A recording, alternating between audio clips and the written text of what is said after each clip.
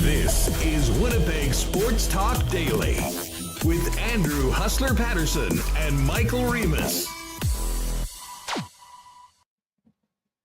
Hey, what's up, everyone? Happy Friday and welcome to the Hockey for All Center and a special live on location edition of Winnipeg Sports Talk at Winnipeg Jets Training Camp. Andrew Paterson, Michael Remis with you. Going to be a fun afternoon. Kenny's going to join us. Wiebe's World now. Got to get used to this now with the Winnipeg Free Press. Ken Wiebe coming up first up today as the second group. I'm getting the Solani and the Newman groups mixed up, but the group that was out in the morning yesterday featuring Mark Scheifele, Kyle Connor, and the like out on the ice right now. We got to see, and Ken sat down with Alex Iafallo. I'm interested to hear about that conversation and more from the morning skate coming up with Ken. Our good friend Sara Orlesky is going to pop by as well. We'll get her thoughts on the upcoming season, training camp as well. We'll find out more about tomorrow's big fan fest here in Winnipeg from one of the folks from the Jets front office. And we will talk a little NFL and get ready for NFL Sunday. And hit last night's big Thursday nighter as well. Big win by the 49ers with Lee Hacksaw Hamilton. Our boy Connor pop in with us, chop it up. He's actually going to a big NFL game this weekend. And then we will, I believe, Michael Remis, get to the marbles, even though we're live on location. Fingers crossed on all of that. Just before we bring in Reem and get the show going, a big thanks to all of our great sponsors that make this show happen every day, including Coolbet Canada, Princess Auto, Consolidated Supply, Boston Pizza, Little Brown Jug, Breezy Ben, Nick and Nicky DQ, F Apparel, Wallace and Wallace, Vita Health Fresh Market, Canadian Club, Manitoba Battery, Aquatech, and of course our friends over at Modern Man Barber Shops. Michael Remis, what's going on? The backdrop looks amazing. Our setup is elite. You and Connor did a bang-up job getting this ready to go, and man, it feels like the season's upon us. This is going to be a real fun weekend, both today and, of course, tomorrow for FanFest. Yeah, this is awesome being here at FanFest Hockey for All Center. We are in an empty hockey arena, and it's hockey arena temperatures in here. Since I had lunch, I'm freezing. I'm going to need another hoodie here. I only brought one. But, yeah, this is awesome being here. Jets Training Camp underway. They're setting up for FanFest. Tomorrow, everyone's here. The season's underway, so it feels great. Great to see everyone in chat.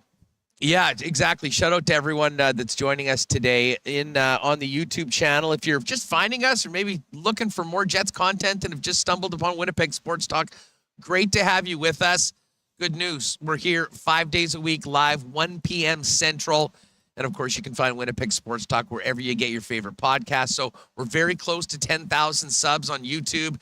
Hit that subscribe button if you haven't already. And as a bonus, especially for you newcomers, subscribe to the channel and stick around with us after 2:45, the annual end to the week on WST. Our marble race, we'll be giving away our version of the Masters Green Jacket, a WST hoodie to our winner. It's completely free, but you do have to be subscribed to the channel to win. So hit that button and make sure you're with us a little later on this afternoon. We have a little fun to kick off the week. Remo, they swapped the groups today. And unfortunately, we got to see, yesterday we were here in the morning and we saw that, the line of Scheifele, Connor, and Gabriel Velarde. Today in the morning slate, we got a chance to see the other group. Unfortunately, no Nikolaj Ehlers, who left the ice early yesterday due to, it was described as neck spasms. They said that he wouldn't practice today. I am cautiously optimistic that this isn't a big deal, just somewhat precautionary early on. But we did miss Nick today. But, man, it was great to see some of the new players, including Alex Iafallo. Just looking at Rasmus Kupari, who's out with the secondary group, getting a chance to see more of the new players of the Winnipeg Jets, kind of mix it up with their new teammates. And got to tell you, and again, it's a training camp practice. First time I'd seen Alex Iafallo in a Jet jersey, though, in person.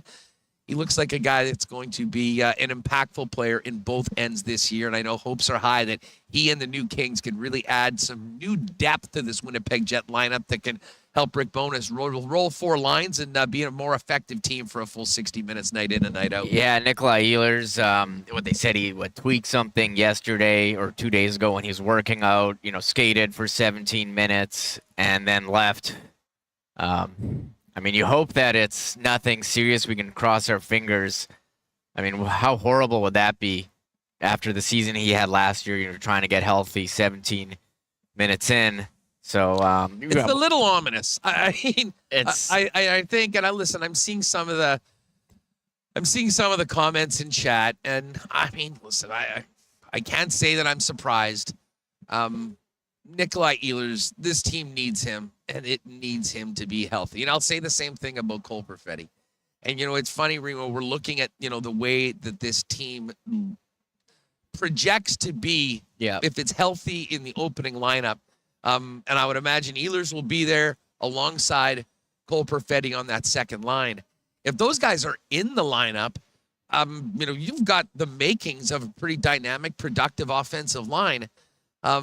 But if those guys aren't there, the one thing I'll say with the new players that have come in, and I think all the guys battling for that final spot on the roster, I think the depth of the Jets is probably more suited to handle the loss of a player like that.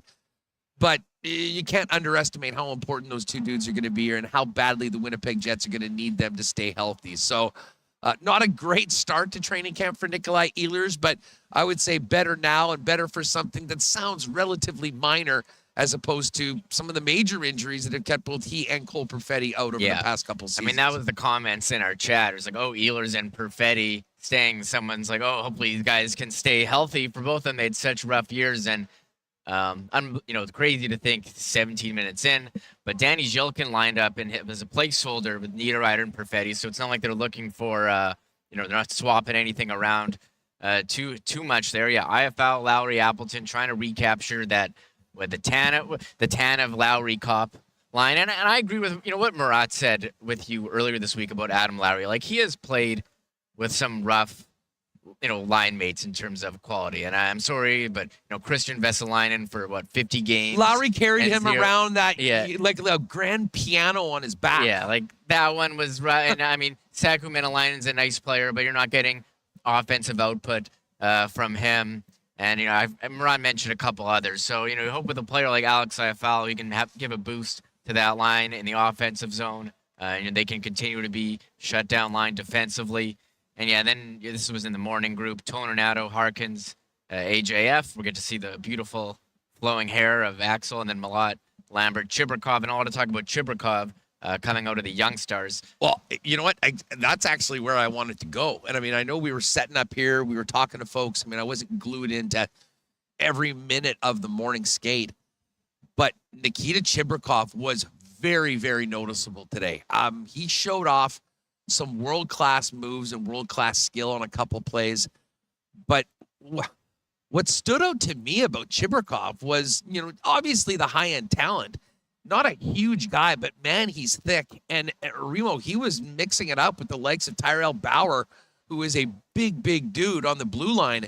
And listen, I think we expect this young man to play with the Manitoba Moose, but the more we get a chance to see Nikita Chibrikov, I think the more people are going to be excited to see what he can do at the AHL level and potentially be a guy that will be right in the mix if injuries do call and players move up from the farm in his rookie season here in North America. Yeah, it's funny. A lot of the prospects we've been talking about a lot. Salmonson, a second-round pick last year, and Chibrikov, a second-round pick, 50th overall in 2021. He signed at the end of last season.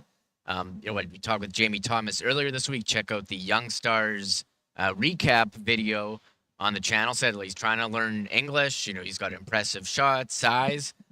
Listed at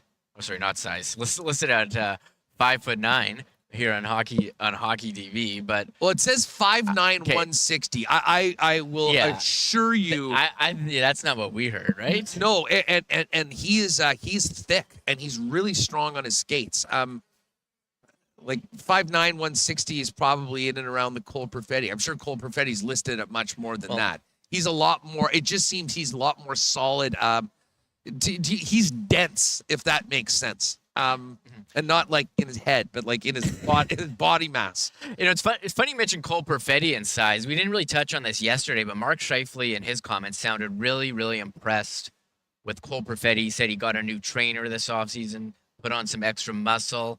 And that's a guy that he wants to stay healthy and do everything he can to take the punishment because he had some rough hits last year. And it seems like, I don't know if other teams are targeting him, but it would just be some dirty stuff. They had an eye out for him. So you wonder how he does in his second full season, in a center role. So, but deep pairing today, we talked about Salmonson getting top pair with Morrissey. Yesterday it was Heinola getting top pair with Nate Schmidt, Declan Chisholm, and Dylan DeMello, who both spoke today.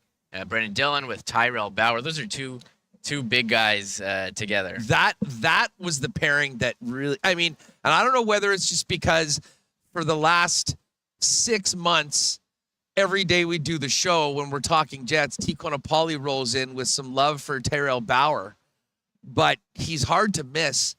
And that pairing with he and Brendan Dillon was a serious twin towers back on the blue line.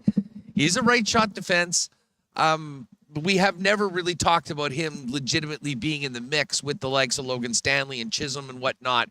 And I don't really think that is the case. But there's a lot of things that Tyrell Bauer brings to the table that you want on your blue line, especially when things get going in and around playoff time right now. So, the hope is that he can continue to develop and turn into an option for the Winnipeg Jets, at some point. I will say this, he didn't look out of place at all with Brendan Dillon. Dillon seemed to have some confidence with him, moved the puck quite well, and certainly was a huge obstacle for the likes of the Chiprikovs and whatnot to try and get to the net.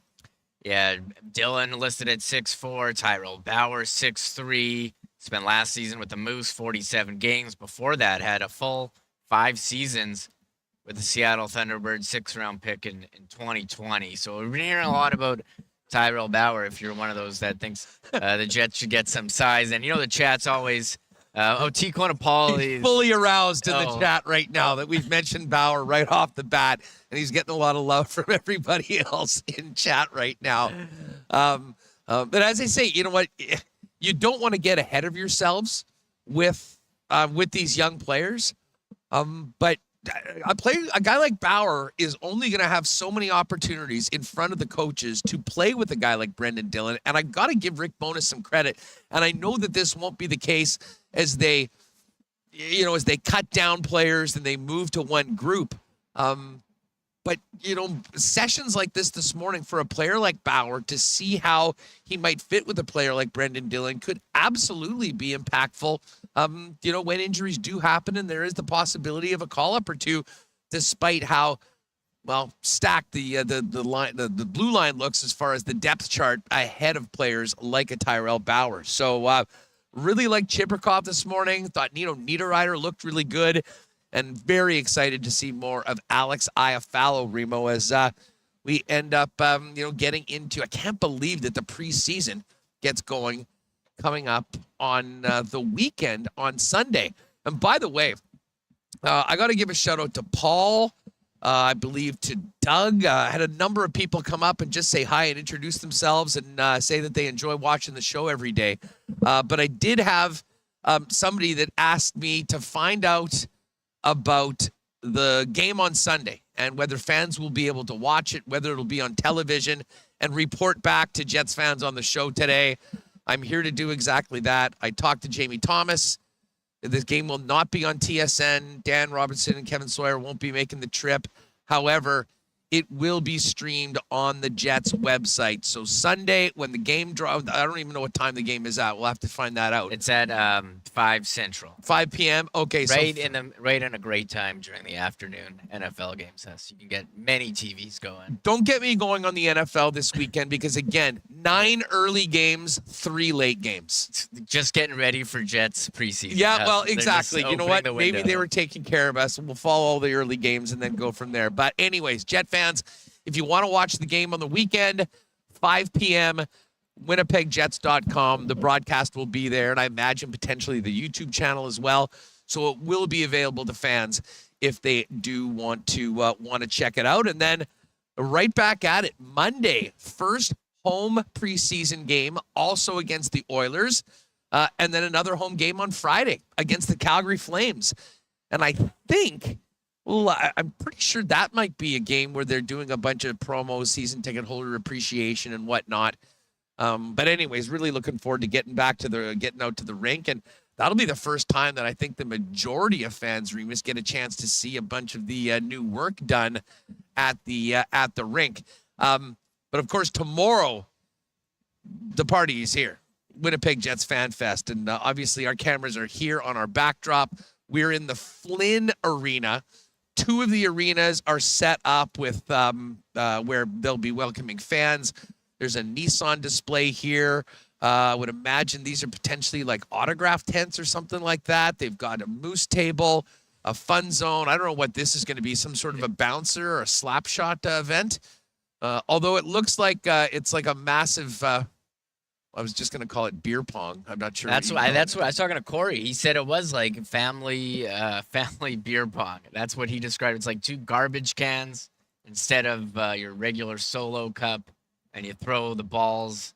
And I think it's usually a hockey rink. They got street hockey outside. I think saw some food trucks there.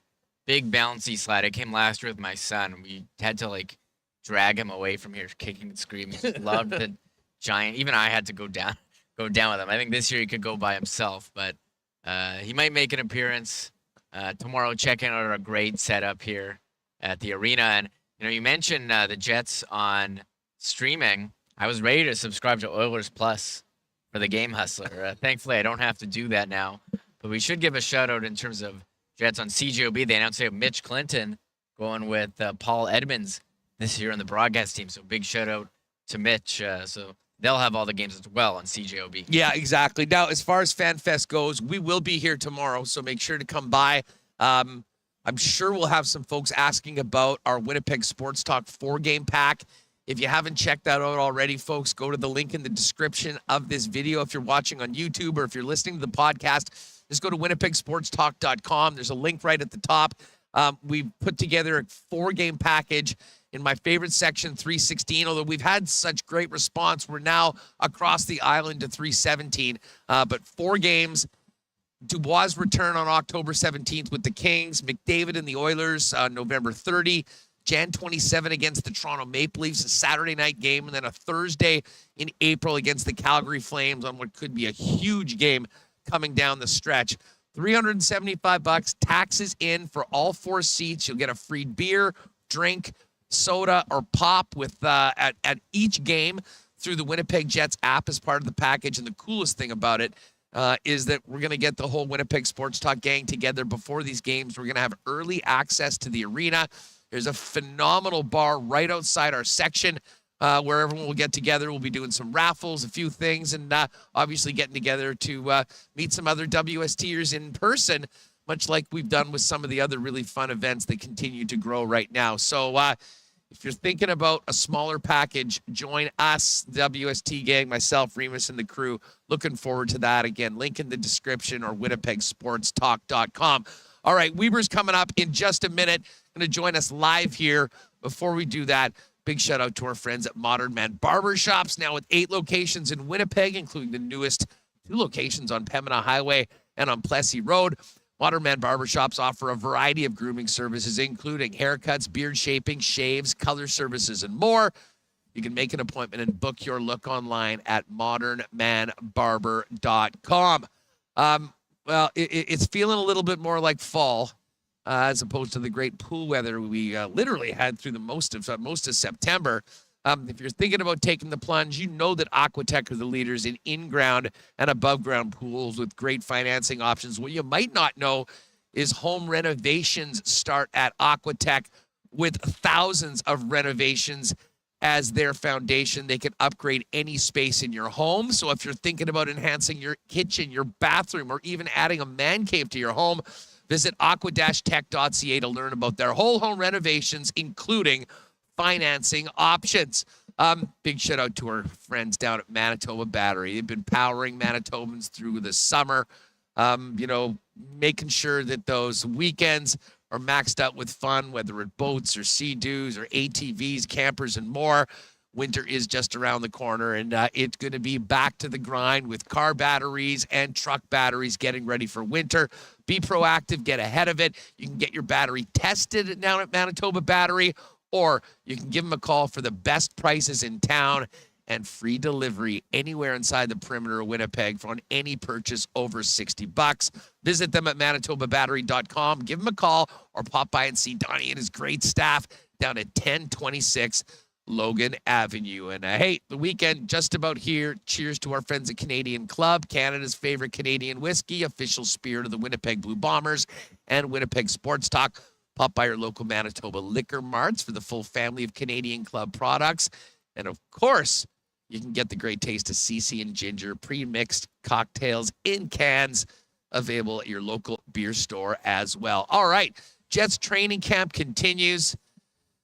And the newest free agent acquisition of the Winnipeg Free Press, Ken Wiebe, joins us now live at the Iceplex. What's going on? Good to see you, buddy. Yes, Huss. Good to be sitting down side by each. Been a while. Been a while since we've had a in-person sit down. It's nice. It's nice touch. Nice touch. It is. I mean, we spend enough time talking to each other, but and certainly all through the summer, maybe meeting up for some golf, but this is always a fun week. I mean, you get to see everyone here. I mean, obviously all our friends and associates in the media are here.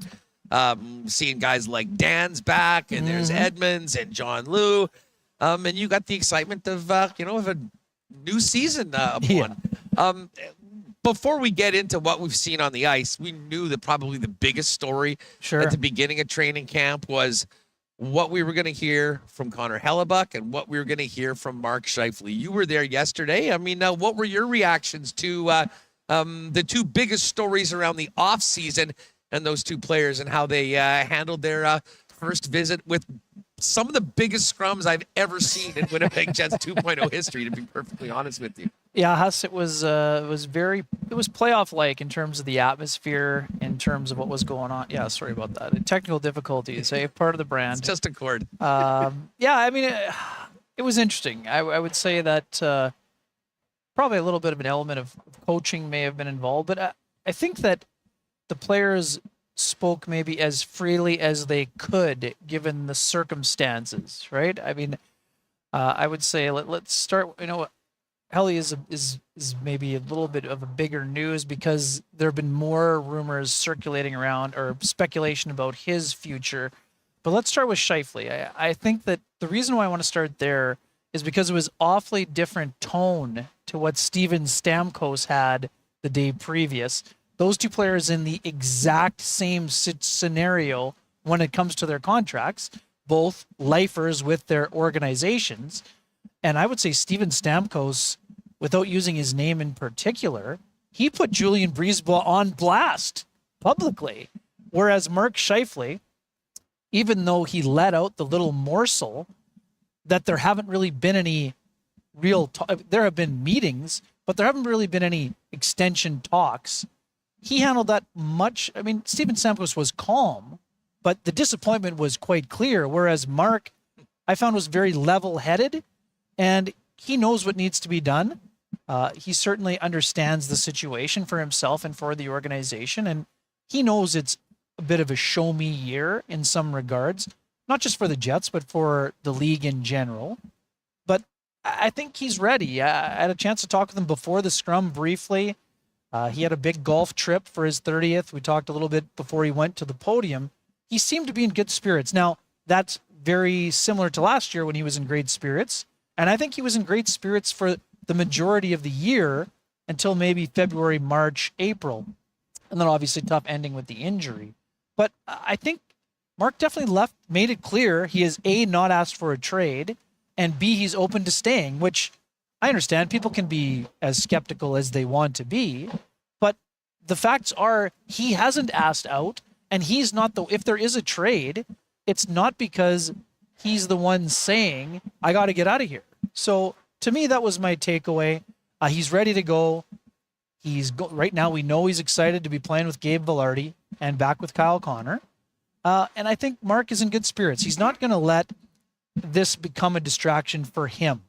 I mean, it is a new situation for him, for sure. But I don't see this being an issue for him. Mark's not going to be sweating over, oh, man, well, if I'm in Toronto, someone's going to ask me this question here or there. He legitimately said, this is beyond my purview, basically.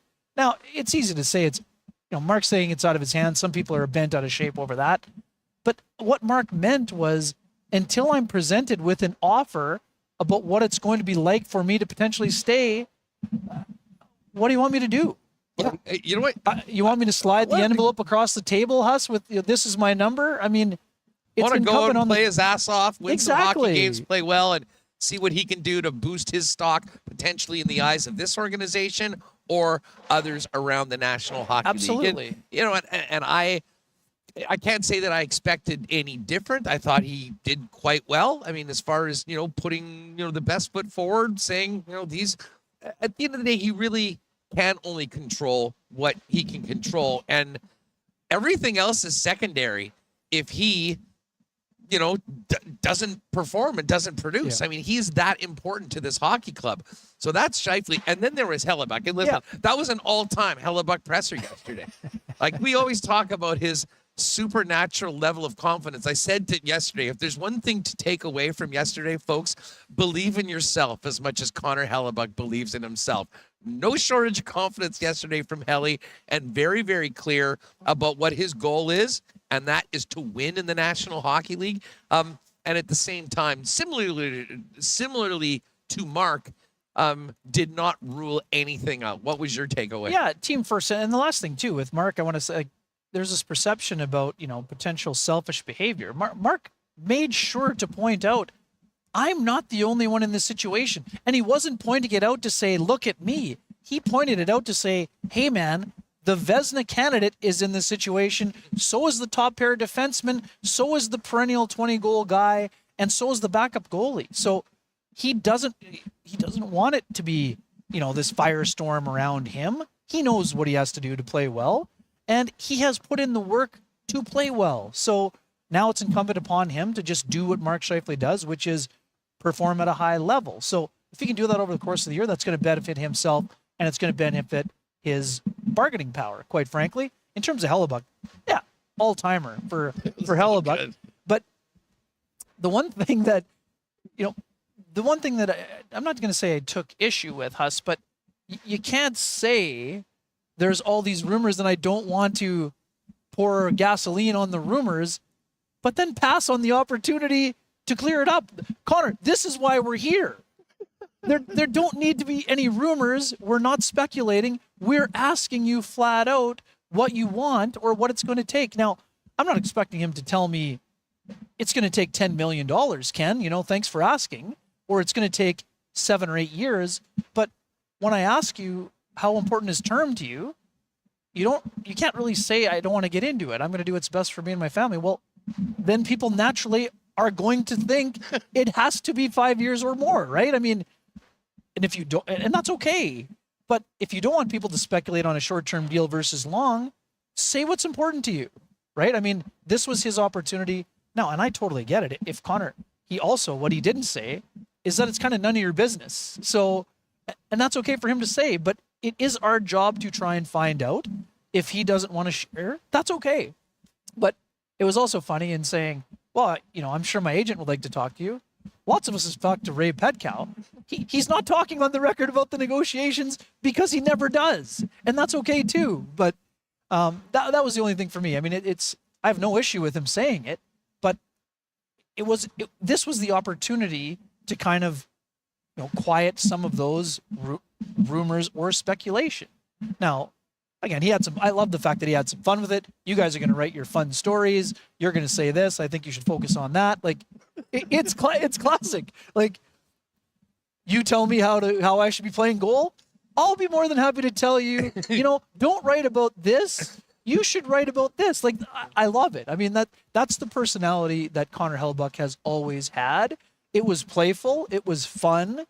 And ultimately, this is what he said. And this is what we knew he would say.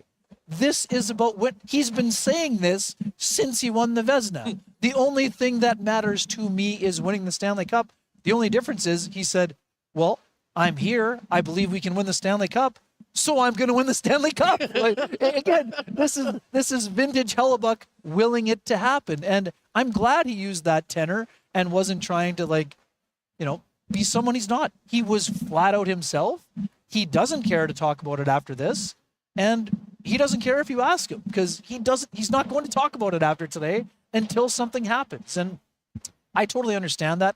And the other part is true. We've been saying this for months. All of this can change with one phone call, Huss. We know this. So he's not going to say, yeah, I'm on the record saying this, and then the next day the phone call comes, the offer's higher, and I signed, right? I mean, what we know is that it's going to be a story. But it only becomes a story if the Jets are struggling, because then there will be a push to maximize the asset in terms of trade. Now, we understand that the asset managers don't want to walk down the road that Kevin Cheveldayoff walked the other day. He didn't dismiss the direct question about whether that means potentially keeping both players beyond the deadline. The Jets don't see the deadline as March 8th. They see the deadline as July 1st. And I've said this before. I'm okay with it. The Jets, this is Mark Scheifele's 13th season with the organization. You can't look at the scenario and say you have not extracted enough value from that 7th overall pick. And I know the argument is, the flip side is, well, no, you're only maximizing it by moving it and getting something else to keep the asset alive in a sense. I understand that viewpoint, but if you're trying to win, and the Jets are clearly on record as trying to win, they're not trying to make the playoffs as their end goal. They're trying to win. They're going to have a lot more information at the end of February than they do right now. For sure, Huss. Yeah. But the point is, if they get to that point, it's in some ways similar to the Leafs. If Nylander stays beyond March 8th and signs somewhere else, but the Leafs put up a banner, no one's going to be saying, Brad Treliving, you're nuts for not moving him, right? Yeah. But if you don't win, now you set yourself up for the asset management side of things. And I'm not saying you don't have to manage your assets.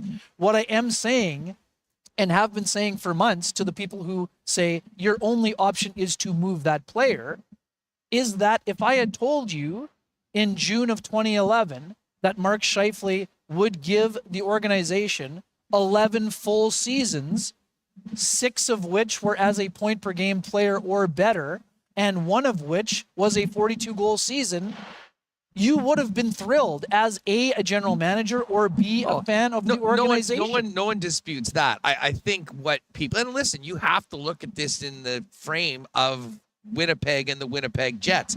This isn't the Toronto Maple Leafs. No, but who's replacing Mark? Like, who's replacing the number 1 center if you don't have Mark?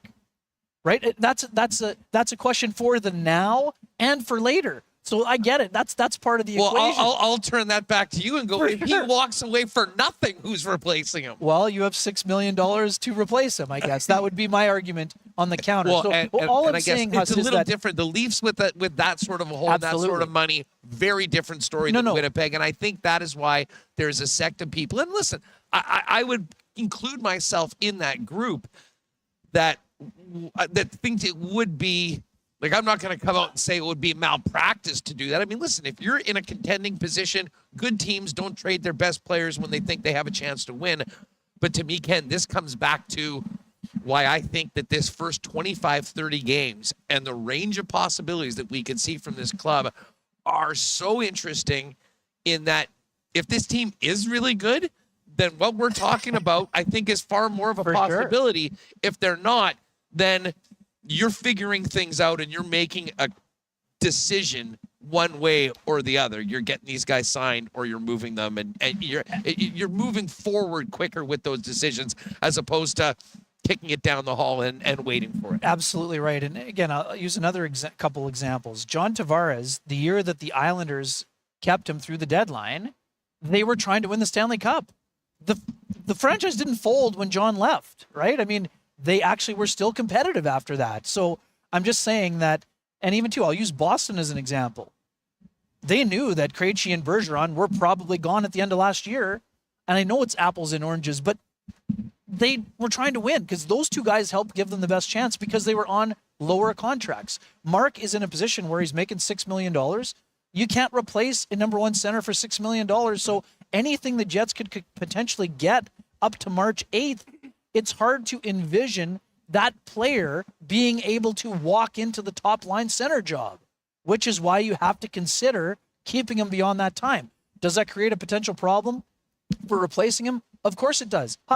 13 seasons. The Jets have not signed a number one center as a free agent. They've brought in a 1B in Pierre-Luc Dubois, who cost them a second overall pick, right? So it's hard to find a number one center. Can Cole Perfetti grow into that? Absolutely he can. Can he do it by next season?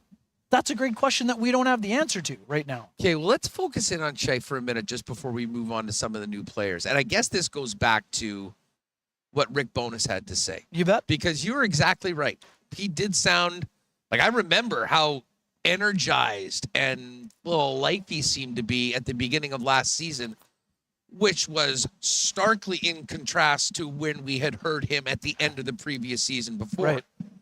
And everything went so well for him personally and for the team. It's not the first time we've seen this team nosedive in the second half of the year.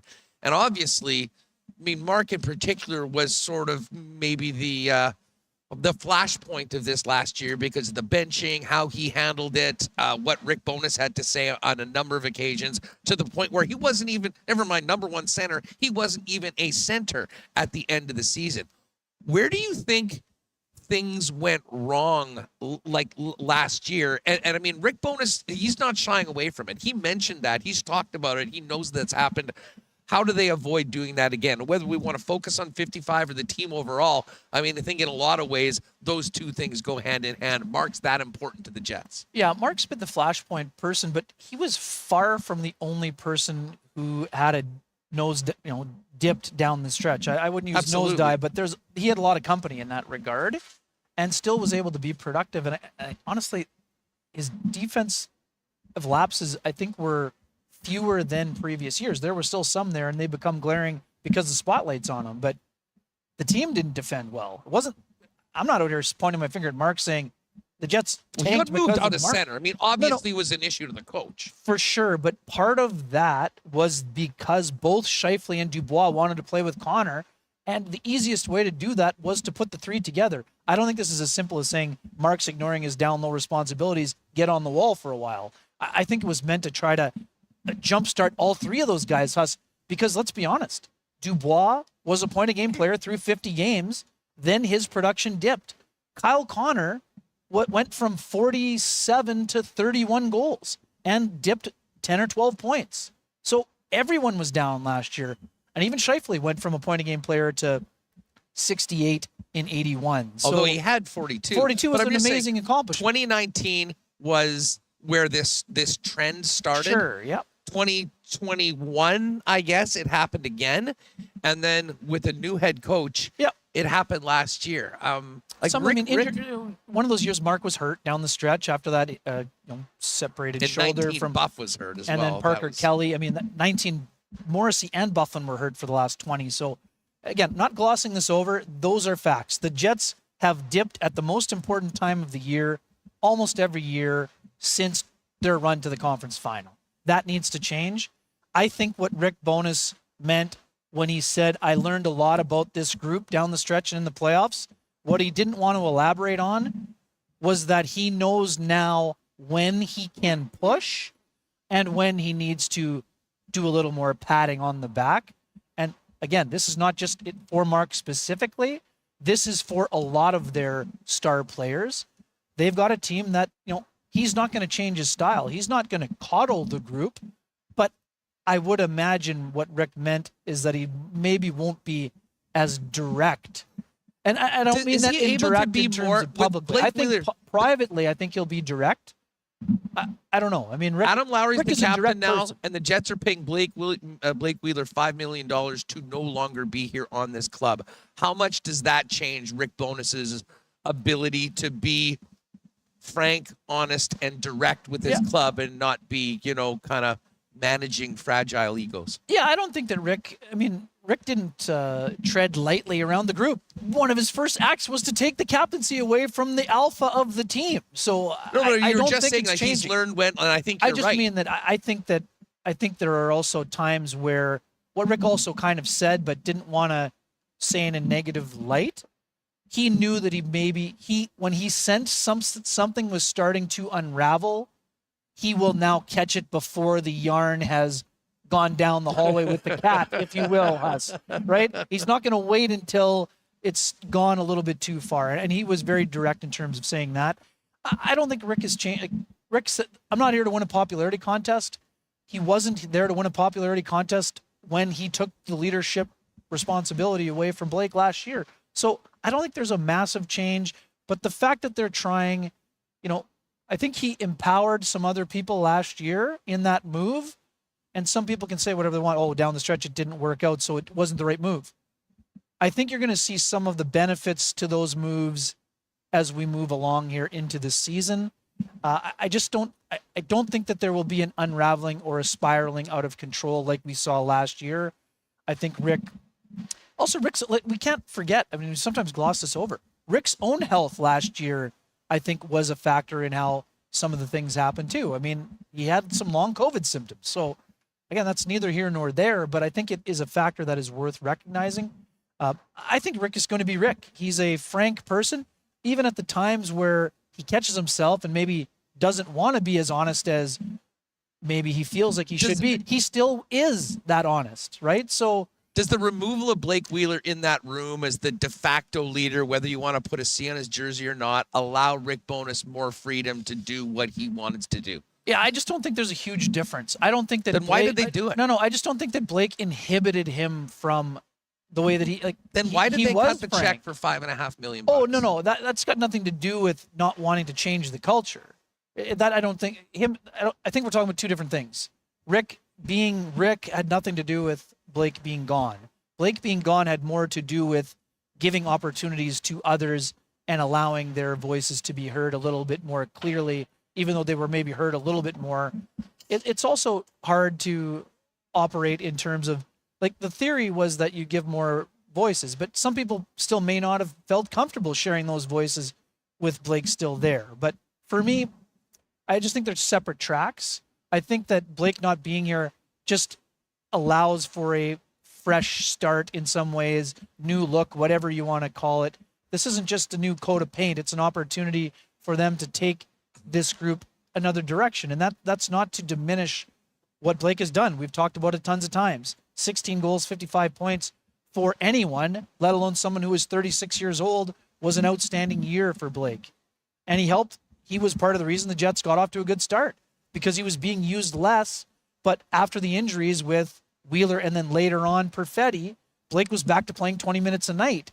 And although he gave you everything he had in those 20 minutes, Blake wasn't a 22-minute player in the league anymore. And that's got nothing to do with his effort level. Yeah, it was father time. We know this organization. We know that, especially right now, the financial challenges that the team has.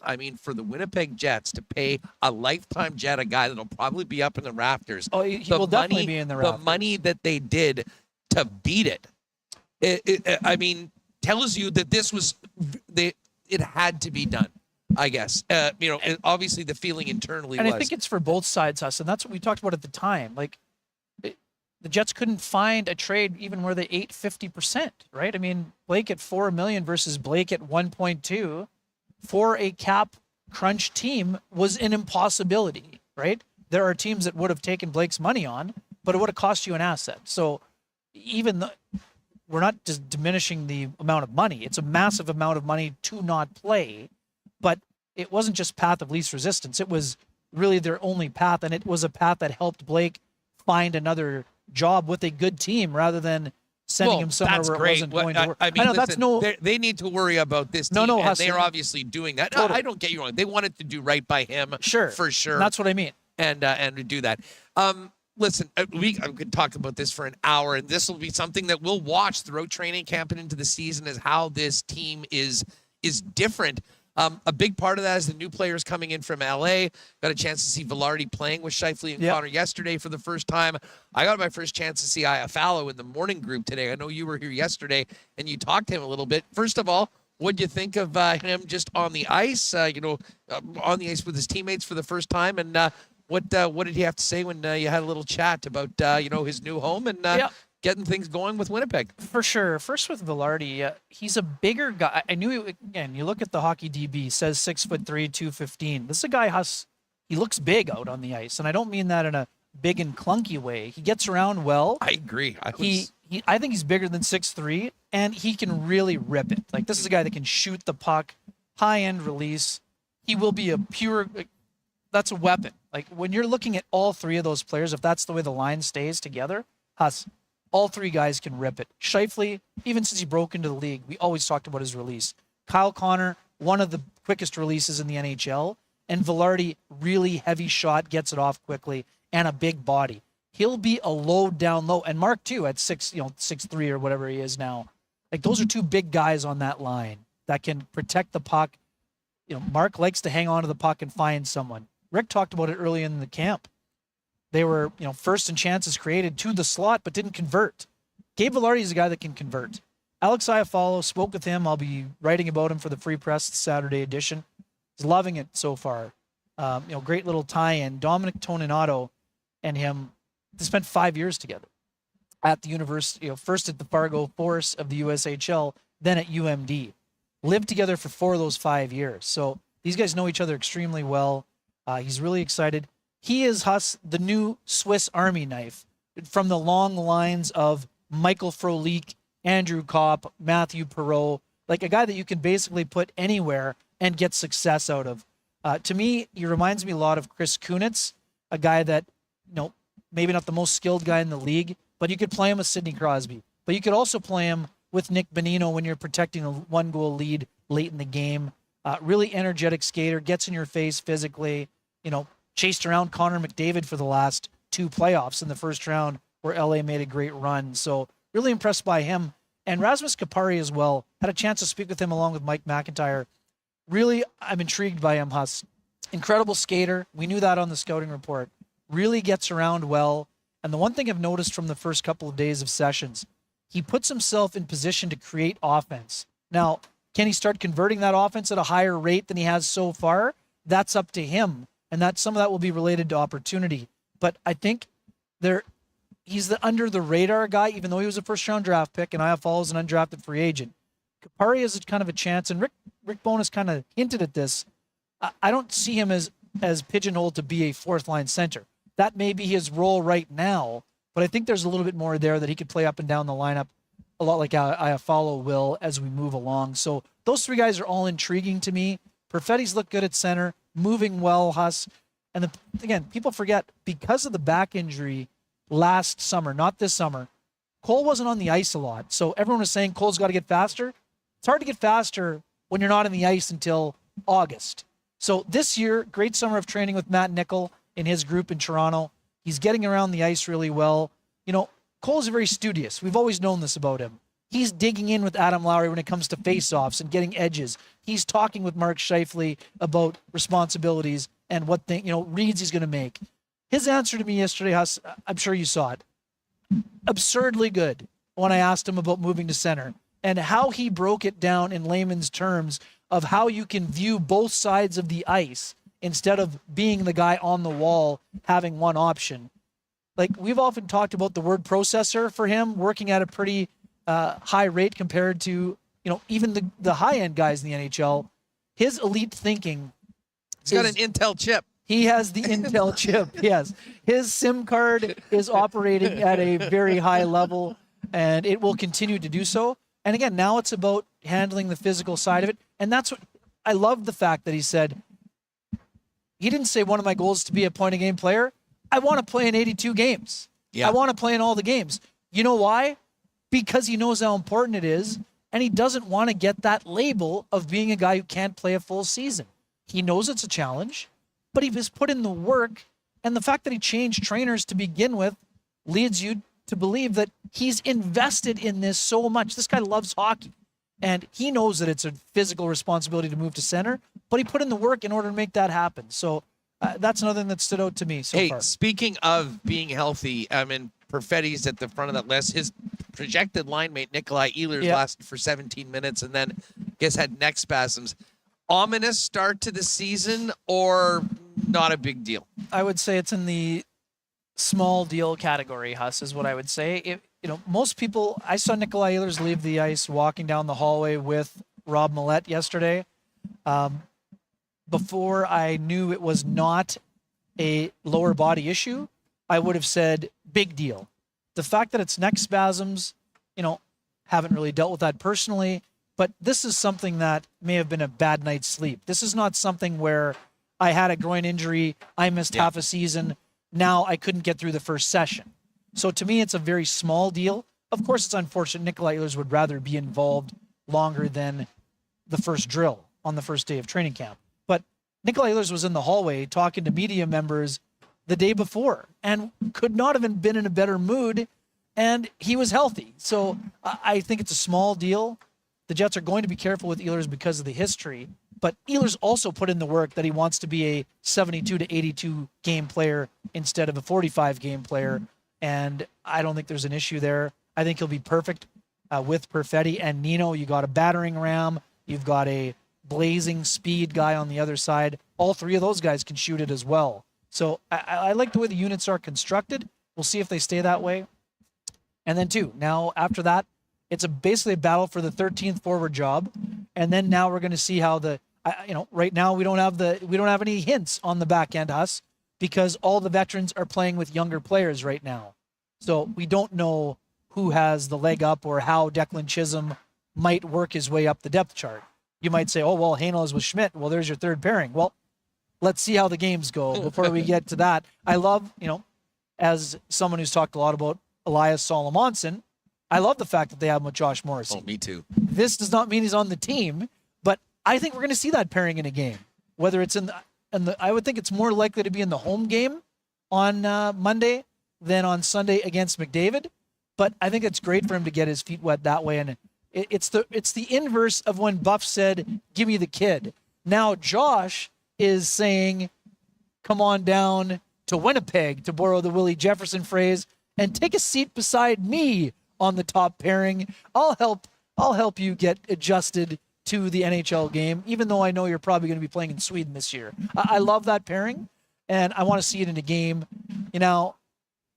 To a degree, I don't think you're wanting to throw that out against McDavid now on Sunday night as your welcome to the NHL Why moment. not? Well, I'm not saying he can't do it. I'm just saying that I think it's more likely the Jets will play him in the home game against the watered-down Oilers lineup. And again, it's not that he needs protection, but a lot of guys playing in the NHL for a long time need protection from Connor McDavid. So I don't know that we want this to be your welcome to the NHL moment, but that's what stood out to me, Huss. Colby Barlow, a little bit under the weather today, but it's been interesting to watch so far. Again, important not to put it. It's not that you don't put any stock in, but remember, it's a marathon. It's the second day of training camp. It's a marathon to October 11th. Don't overreact, people. The big weekend edition coming up tomorrow, Winnipeg Indeed. Free Press. What can we look forward to from Weebe's world in the Saturday Fish Wrap? Yeah, you bet. It's going to be the Alex Iafallo feature for me. Mike has got a fun feature going about kind of getting to know your players in today's modern age without asking them for access to their cellular telephone. And a notebook will have some thoughts from Declan Chisholm on A, signing the contract, and B, battling for a job right here. So, Kenny, great stuff. Thanks for coming by. We'll see you later on, and I'm sure you'll be out here tomorrow. It's going to be a fun weekend, and of course, FanFest tomorrow. And the intrigue continues as the Indeed. Winnipeg Jets build their club. Thanks for doing Jersey this. unveiling as well, Huss. Hey, we're going to be here for it. I'm looking forward to it. I think fans are going to like this one. And as I say, we'll have to wait to see it officially unveiled. But Indeed. I'm lots of interesting theories out there over what it might look like. yes, definitely. As I say, we've spent so much time speculating on training camp lines. I'm not sure we have enough time to speculate on potential jerseys, but I can tell you we'll know by noon tomorrow. And it's another great reason to come down and hang out with all of us at FanFest and take in the festivities here. Thanks so much for doing this.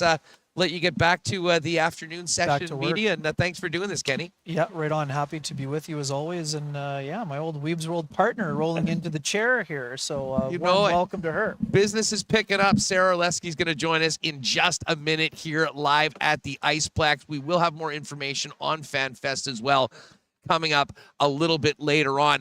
Hey, I got to give a big thanks to our friends at Vita Health Fresh Market for their great support of Winnipeg Sports Talk.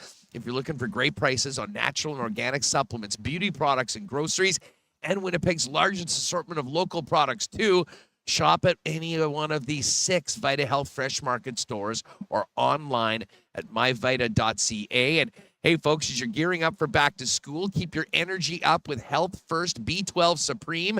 B12 is involved in so many functions of our bodies like metabolizing carbs, fats, and proteins, which are converted into energy. Health First B12 Supreme is on sale all month at Vita Health. Vita Health Fresh Market, empowering people to lead healthy lives. 6 Winnipeg locations. Online at myvita.ca. Fully shoppable website with local delivery options as well. You all know that Wallace & Wallace are the fencing experts in town. Residential, commercial, temporary as well.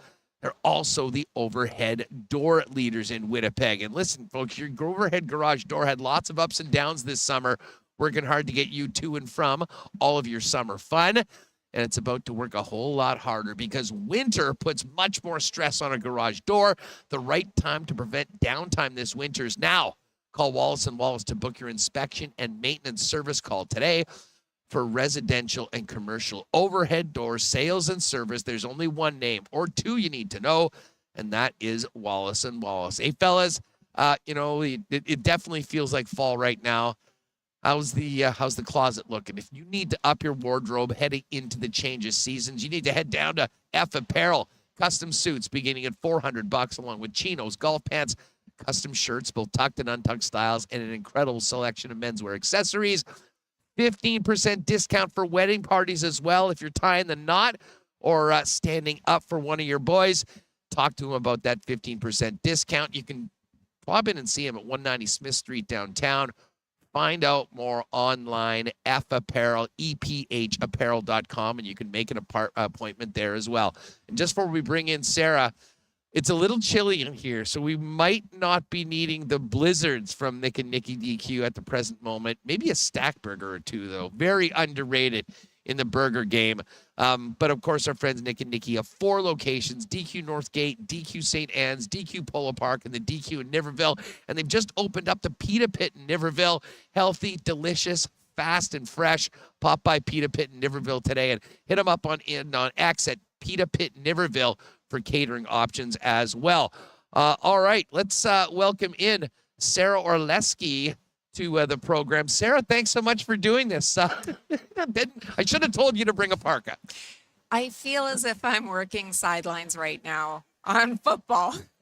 When you said it's whatever reference you just made to fall, like feels like fall. Feels like winter. I walked in here and I thought I was ready to storm your set and kick Weber off.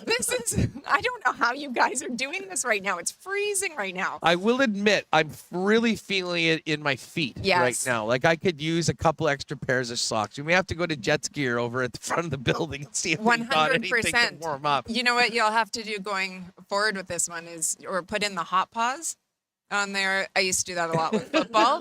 You put them on the bottom and put them on the top, and you're usually okay. That's a veteran move from someone who. If you want to know how to stay warm, I'm usually the one that can help with some suggestions. I have a feeling though that it'll be a lot warmer tomorrow because this place is going to be packed with Winnipeg Jet fans as part of Jets Fan Fest. Both this rink, the other rink, the it'd be a real fun day. I mean, this is an awesome event, but in addition, we've got the excitement of the start of training camp and, of course, the jersey unveiling tomorrow and everything else that goes. We're going to find out more about FanFest from Kory in probably 10, 15 minutes on the program. But overall, I mean, just an exciting day for the organization and everyone involved. I absolutely love it. The last year was my first one as a part of the organization, and being able to see all the fans back, especially after everything that we've gone through with COVID and not being able to be around fans the same way that they were, and for fans not being able to engage not only with the organization and team, but also just even with each other. It was a great event last year. Really looking forward to it again this year. I think that there's so many things indoors, outdoors, able to watch practice as well. So it should be a wonderful, well-attended event. So what have you thought about the first couple of days of camp? Obviously some longtime Jets no longer here, and an exciting group of newcomers, particularly from the Los Angeles Kings, coming in and fitting in with their new teammates. Absolutely. And an interesting group, too, just in terms of personalities with it. I like the vibe of it. I've had the opportunity to speak to a number of them on Monday when we had a production day and just kind of introduce myself and be able to see them. And I really like what we're seeing from the group so far. I like the vibe around this team. I think that putting Adam Lowry as captain was a great selection. Really, that leadership group, I think, as a whole will be able to do for it. And I'm hoping that we start to see the impact of it early on for it. And I think that having the opportunity to speak, especially with Alex Iafallo, is the one that I've spoken with most so far. And he's such an interesting guy. Certainly when you talk to him, doesn't strike you as kind of your typical NHL player so far, even though he loves fishing, loves camping, which so many players do. But I was talking to him today, and I said, we were just talking about Benton. I said something about Lockport and fishing. Oh, I've already been out there. You've already been out there? Oh, yeah. So I just think that it's a good group. I like the vibe so far, and I'll be really interested to see what it's like once preseason gets going. Well, funny enough, you mentioned that. Like Iafallo and certainly Balharry were two of the first guys here. I mean, I imagine there's probably a little bit more for them to do, like where the heck am I going to live and all of those things. But man, you want to talk about a good sign, for a big, significant off-season trade that really shakes up your lineup, to have the key players seemingly leading the way when it comes to coming to Winnipeg, getting together with their teammates, getting to know them. If I'm Rick Bowness, that's exactly what I want to hear. 100%. And I'm intrigued to see where everything shakes out. I mean, it's not often that you hear the head coach on the first day of camp say, this is what our lines are going to look like going in for it, which, though I'd like to say, Rick, we appreciated that a great deal.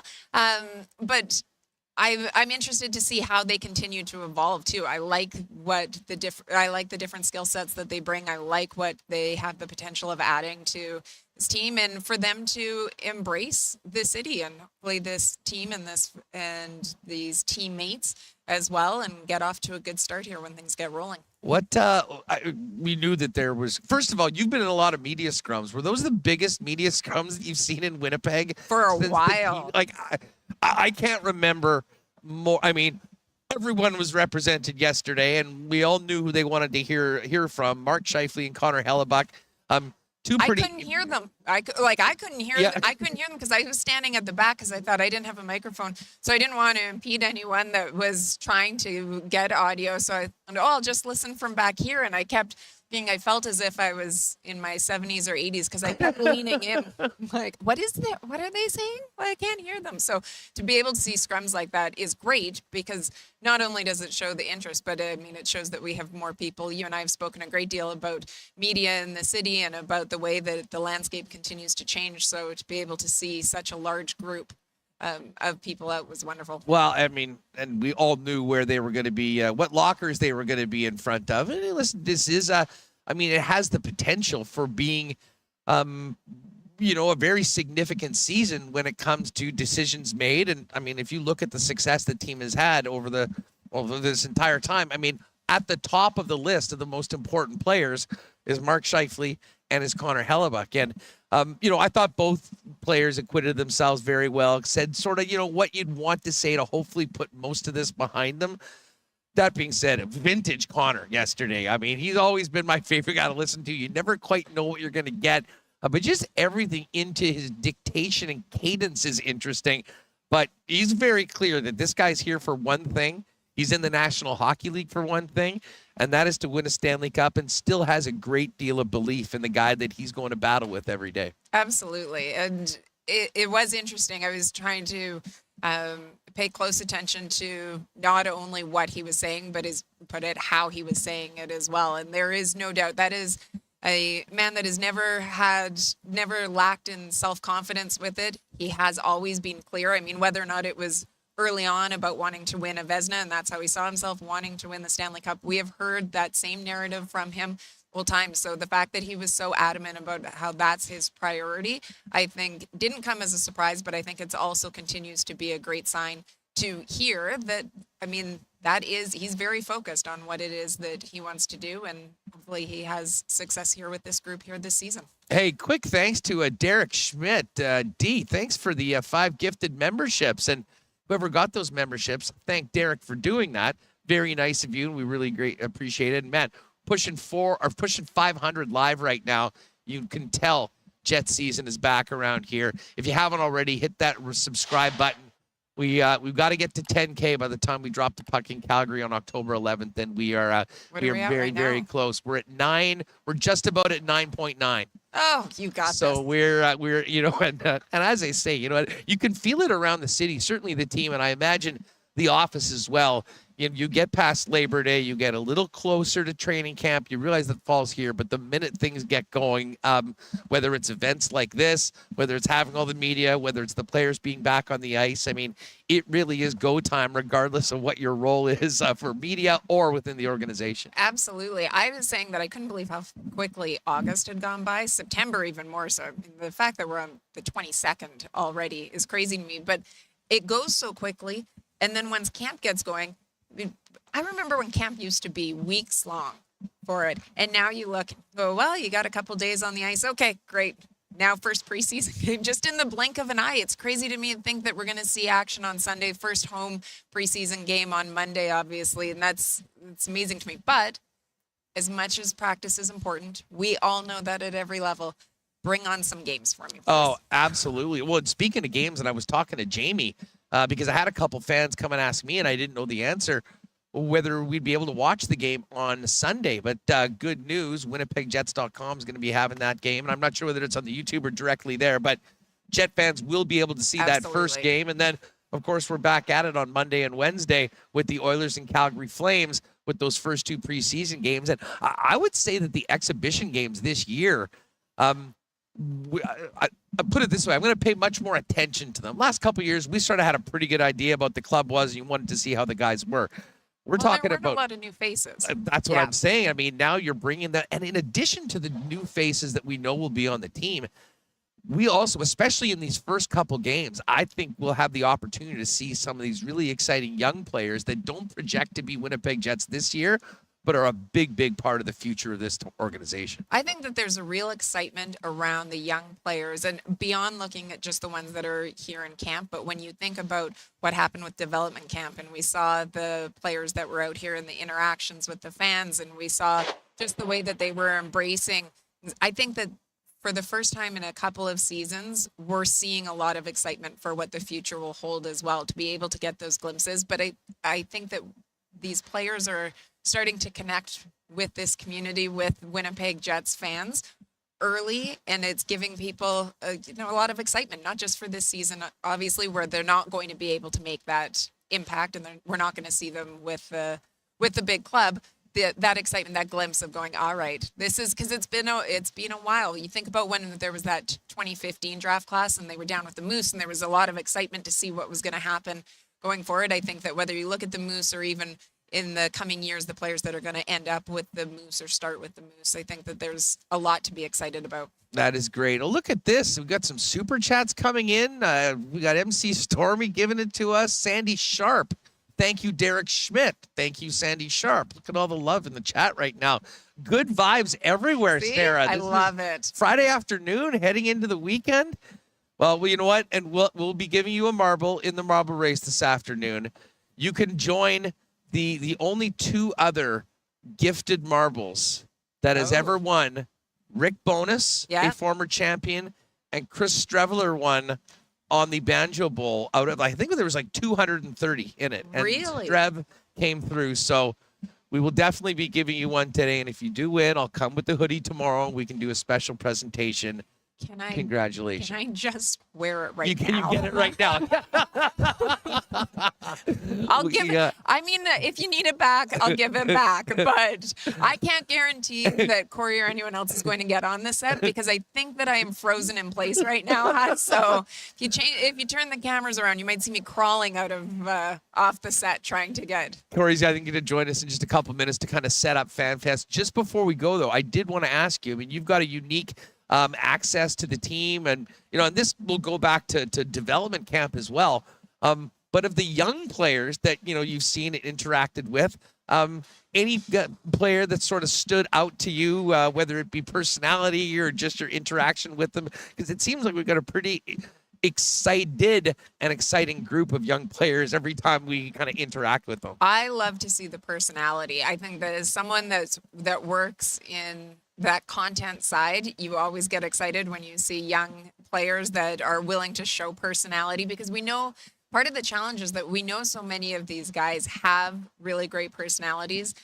They're really funny when you talk to them, say, off camera, but then we don't necessarily see that personality. I think that what we will see with the young players, and I didn't have the same sort of opportunity to interact with them the way that Jamie Thomas has with his long strolls on the beach or short walks on the beach, or whatever it was called. As he pointed out to me, he just got to spend some time in 30-degree weather in Penticton. No big deal. but I just, when you see the personality that the guys have, I just think that it's so exciting. And I think that with that next generation that continues to come up, that have grown up in the social media age, that are looking a little bit more about interacting again with fans and getting their personality out there, I think that we see a lot of it. I mean, Rutger, I mean, he's such a beauty. He just it leads the way. Everything. I was joking that there's going to be a budget line in our annual budget that just says Rutger beside it, because he's gold. So I'm really excited to be able to hopefully work with him. Well, and his running mate, Colby Barlow, who actually is under the weather today, but had a big day yesterday signing his first NHL contract, and he'll get a chance to play in exhibition games. And it's funny hearing, from a couple of the individuals like Colby Barlow, as exciting as it is for Rutger to be at the University of Michigan right now, I have a feeling it's probably killing him watching from afar everything that's going on right now at the club. Can you imagine when he gets here what it's going to be like when he goes through a training camp, or when he has the opportunity to be around a fan fest? I can just imagine what the lines are going to be like and what fans are going to be like waiting to see someone like him. But the future is certainly bright. Looking forward to it. Sara, so great to see you. The Jets are back. Hockey's so there's back. No hoodie. There's no hoodie right now. Okay. Good luck in the marble race. You know? We've committed to one, and as I say, All right, we'll bring fine. it for you tomorrow if you win. Well, we might have one for you anyways, because you're that cool. Thanks for doing this.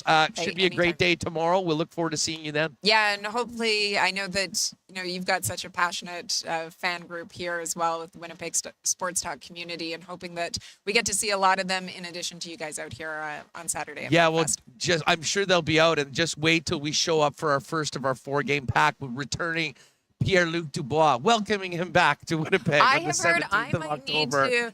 I might not get a hoodie.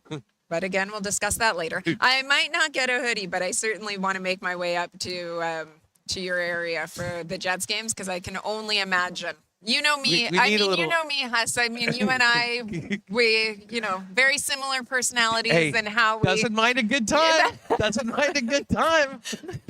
Years ago, I remember you saying when you and Gary on the show that you guys were doing. I want to say that maybe it was like a March Madness bracket on different bars in the city. And you had me on, you're like, what do you think of these ones? And I go, Huss, what makes you think I've been to any of these places unless they have a children's menu with you? I'm the worst person to ask about this right now. Bar bracket. We were so ahead of our times back then. Actually saw Gary last night. Popped in. He's doing a quick in and out for a wedding this weekend. It was good to see him. And I reminded him that, it was great what happened in the spring. Everyone's tied for first place now. So let's get it on. There you go. Sara, have a great weekend. We'll see you tomorrow at FanFest. Thanks so much for having me on, guys. Okay, great stuff. There is Sara Orlesky. Kory Harnum, Jets Community Relations Manager, is going to join us in just a minute for a little bit more on Jets Fan Fest. And then we're going to get the latest from our friend Lee Hacksaw Hamilton.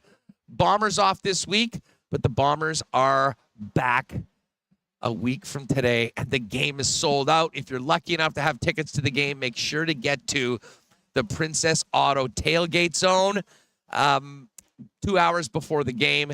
Is going to be the place to be. And, of course, Princess Auto, proud sponsors of WST and the Bombers, and the place where you'll find the best deals on the most unique assortment of tools and equipment around. Everything you need to complete the projects on your list or start something new is at Princess Auto. Visit them on Panet Road, Portage Avenue West. And, of course, you can shop online 24/7, 365 at princessauto.com. A big shout-out to our pals over at Consolidated Supply. Spicy and the gang are the leaders in irrigation systems, artificial turf, both indoor and outdoor, golf carts, and exclusive club car vehicles, not to mention other great options for your property, including hot tubs and amazing outdoor kitchen options. And Consolidated Supply is also the leaders in small engine parts and repair. Pop by and see them at their showroom, open to the public, 1395 Niagara Road East, or you can find out more online at cte.ca. Well, we're going to see a lot of Jet fans here tomorrow for FanFest, and I imagine there's many of them thinking about a new jersey. Well, we'll see the new jerseys tomorrow. We're going to talk about that in a minute. And, of course, if you're looking for new Jets merch or maybe a Velarde 13 or an Iafallo number 9, get on down to Royal Sports, our great sponsors at 750 Pembina Highway. So much Winnipeg Jets merch, Bomber gear, NFL. And, of course, they're the hockey superstore for over 40 years. 750 Pembina Highway. And follow them on Instagram at Royal Sports Pembina for the latest merchandise drops and sale information. Some great CFL action tonight.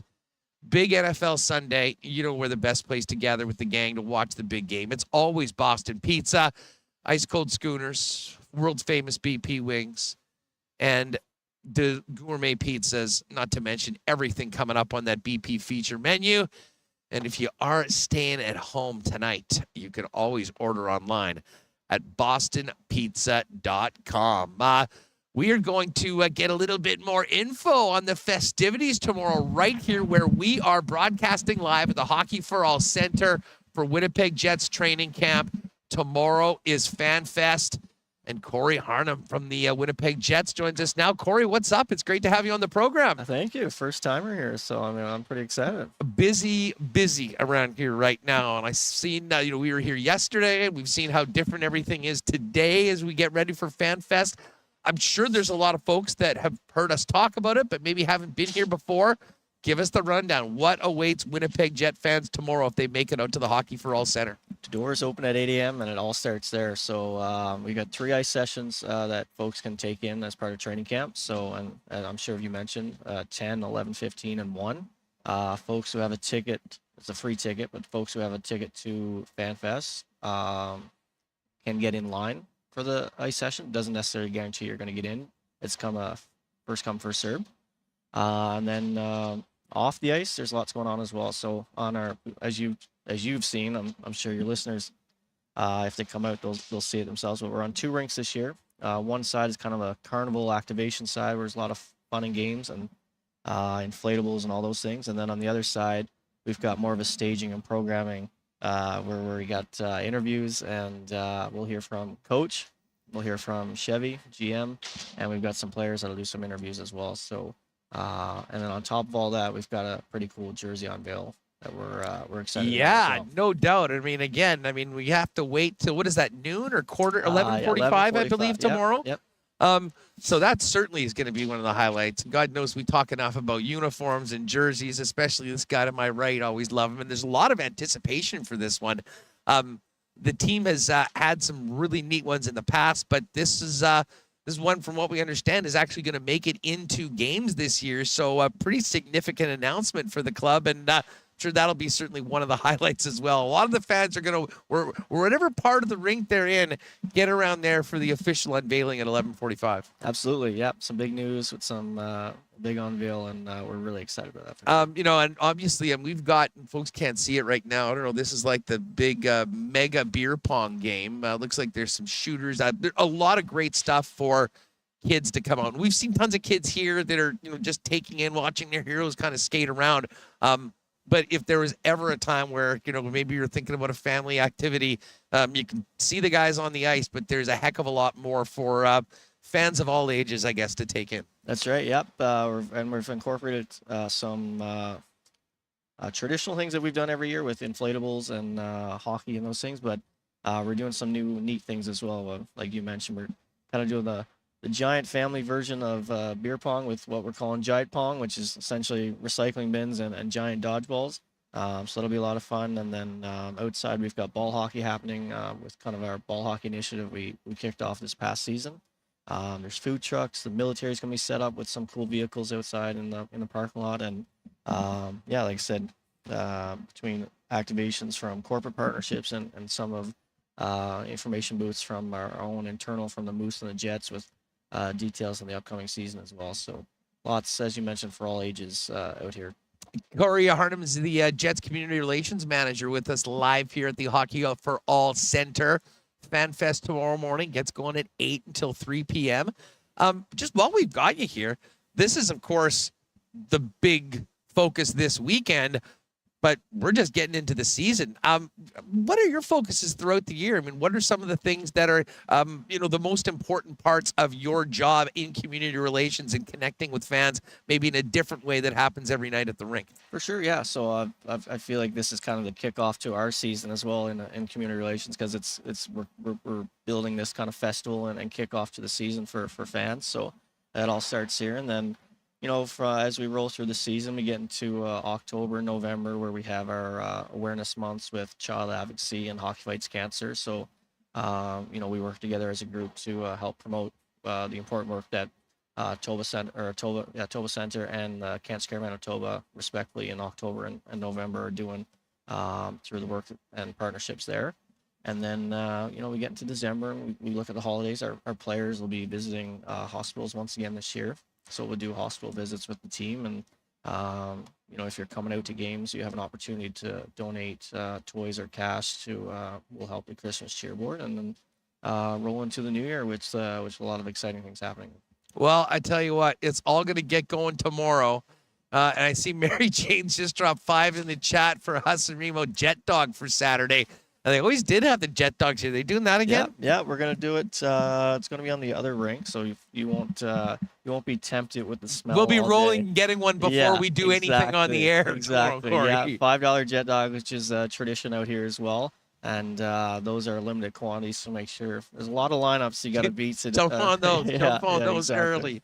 Jet Dog for breakfast and so much more. And I guess just speaking, Winnipeggers do love great deals. There always has been. I mean, whether it's been merchandise and special merch, another great chance to maybe get a few things for the upcoming season at a pretty good price tomorrow. Yeah, actually, just before I came here, I jumped to the other rink because our Jets Gear store is rolling in with their merch, and it's kind of what they like to call a yard sale. So they like to get those things going, and they have some pretty good deals ready to go to help fans kick off their season. So they've got about a third of the rink taken over on the other side, where they're got some merch and those things going with a lot of good deals and an opportunity to get some new swag before the season starts. You're getting some love here in the chat, Kory. Theo Seegers has just put in, miss you, Kory. So it's Theo's a buddy of mine. We play summer hockey together. Yeah. So. Dude, it's 1 degree of separation from everybody in this city to begin with. Never mind hockey fans and people from around it. So I guess bottom line, get here early. Do people need a ticket already in advance, or have those already gone out? To help ease the lineups and speed the process, you can get a ticket in advance. Again, they're free. Just go to winnipegjets.com/fanfest, get your free ticket, and you're good to go. But we're not going to turn anyone away at the door. We'll make sure that at a certain point there are capacity limits. At some point, if we ever get there, but I think between the 4 rinks and the fire regulations, I don't think we've ever had to worry about the number that it has to get to for that. But it helps speed things up in the lineup when tickets are there and ready to go.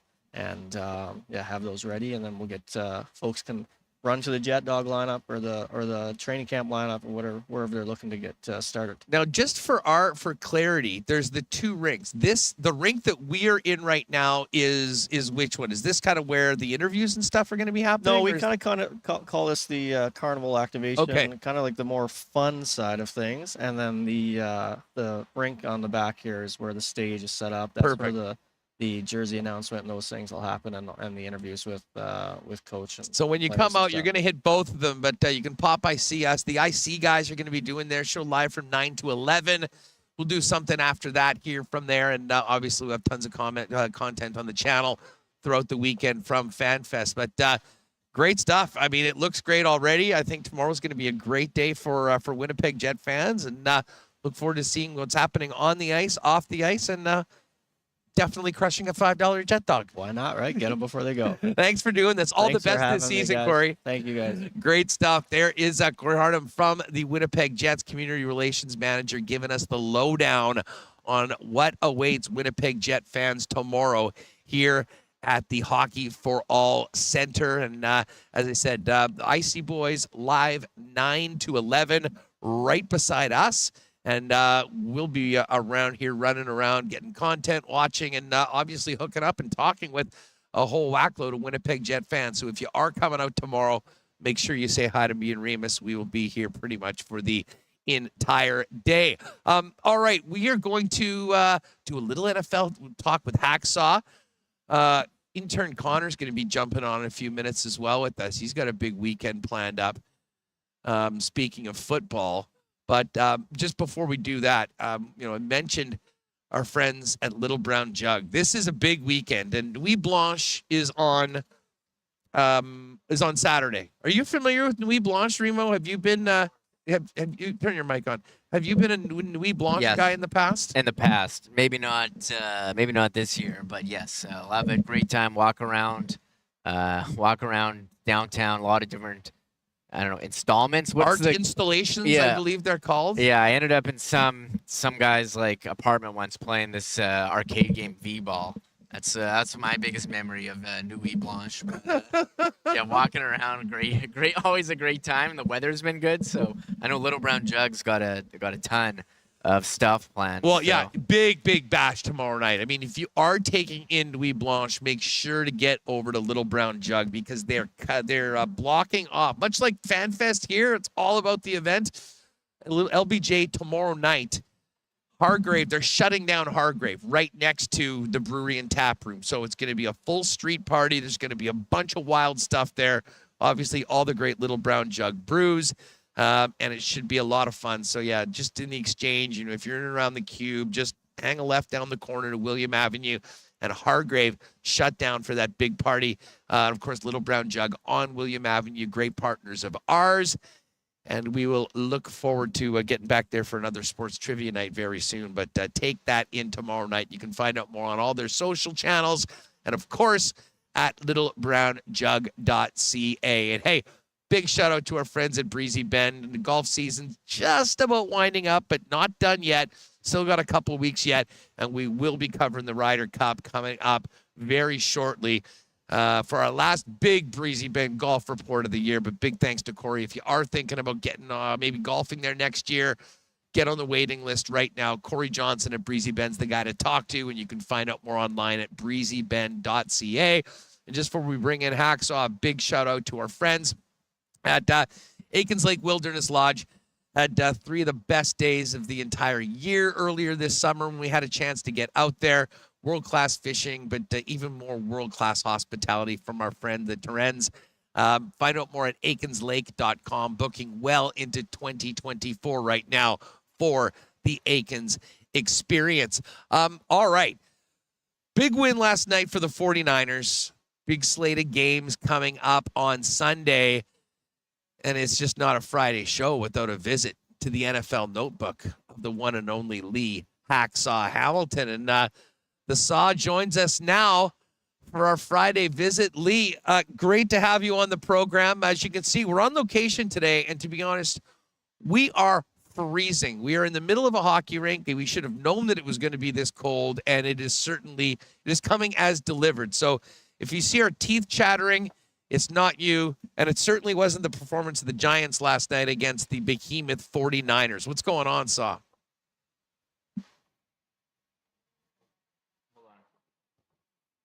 Hold on one sec, Lee. Sorry, hold on, Lee. I got to get you on here. One sec. We've got the magic of the audio. And this is great. I actually now get to see what happens when the audio doesn't happen. Connor, pay attention. This happens all the time. Next time you're doing this, you might need to know. Although it is a little bit unique with the, with our new laptop setup. How about now? Lee, can we hear you now? No, he's hearing us very well. He's hearing us. Hold on. I got one more thing I can do. One sec. This is just the magic of live broadcasts. Okay, do we got you now? No. Okay, hold on. I'll figure this out. The Roadcaster. How about now? 1, 2, 3. No, we're striking. I don't out have. here. I'm striking out only. I can see your voices in there. Hold on, I gotta figure this out. Oh, let's see it. Let's get those mute buttons in the chat right now, everyone. We're having some fun. And yes, it is freezing in here right now. But as I say, there'll be way more people in here tomorrow. I know that is going to. I know that'll warm everybody up. But I guess we've done everything live so far today, so it has been a little bit of an issue getting Hacksaw on last night. If you missed last night's game, another roller performance by the San Francisco 49ers. Christian McCaffrey, what a player he is. But Brock Purdy was lights out last night. Deebo Samuel was unbelievable. And the Niners continue to set the bar right now in the National Hockey League. And I'm already salivating over that Week 5 matchup against the Dallas Cowboys. What do you think, Reem? Are we still working on it, or? I don't know. Lee, are you there? I am here. Yes! He's Of course, figured I it can out. hear myself. Oh, you can hear yourself? Okay. Yep. Well, I'll try one more thing, and then we're gonna do this. That's the echo cancellation option. Okay, how about now, Lee? Can you? I'm fine. I can hear myself still. Oh, jeez. Okay. Sorry, guys. No, this isn't on you. This isn't on you. We wanted to make sure we had you on. It's just a little bit different doing it on location. Apologies to the YouTube crew, although this just gives everyone the opportunity to put mutes in the chat. And of course, the Hacksaw icon that everybody loves so much. 30-12 last night for the San Francisco 49ers. Brock Purdy, 300-plus yards, a couple touchdowns. Big game for Deebo Samuel. Christian McCaffrey. The Niners showing that they are very much the team to beat right now, along with the Dallas Cowboys. And the Cowboys, they're getting Arizona this week. The Niners get Arizona next week. I mean, that's the free space on the bingo card, I would say. And then Week 5, it's going to be a hell of a matchup between the 49ers and the Dallas Cowboys. So I think we've got you good now, and I hope you can't hear yourself. Let's try this again, and sorry about the delay.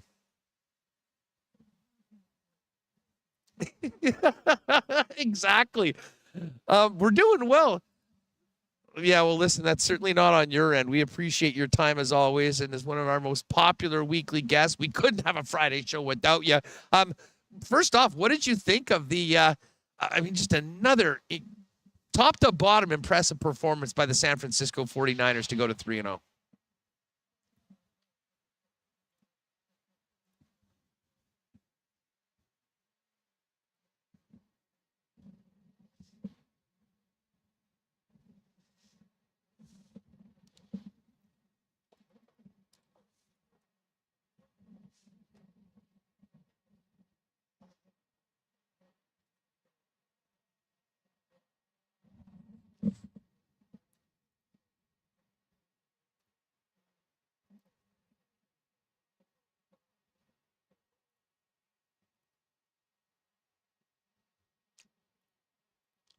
What did you do? I don't think that the New York Giants are going to sneak up on anybody this year like they did last year. And they had the great first half of last season, then it just kind of caught up to them. And they're not a complete football team right now. And now they got injuries. And I feel really bad for Daniel Jones, their quarterback. I mean, he's playing his guts out and he's leaving it on the field and he's getting hit and he's having to run for his life virtually every time he drops back. So don't think it's going to be a good season for the New York Football Giants right now. And now Saquon Barkley's hurt again on top of problems on their offensive line. So, we're 3 weeks in and the Giants, I think, have enormous problems, but no problems whatsoever for the 49ers.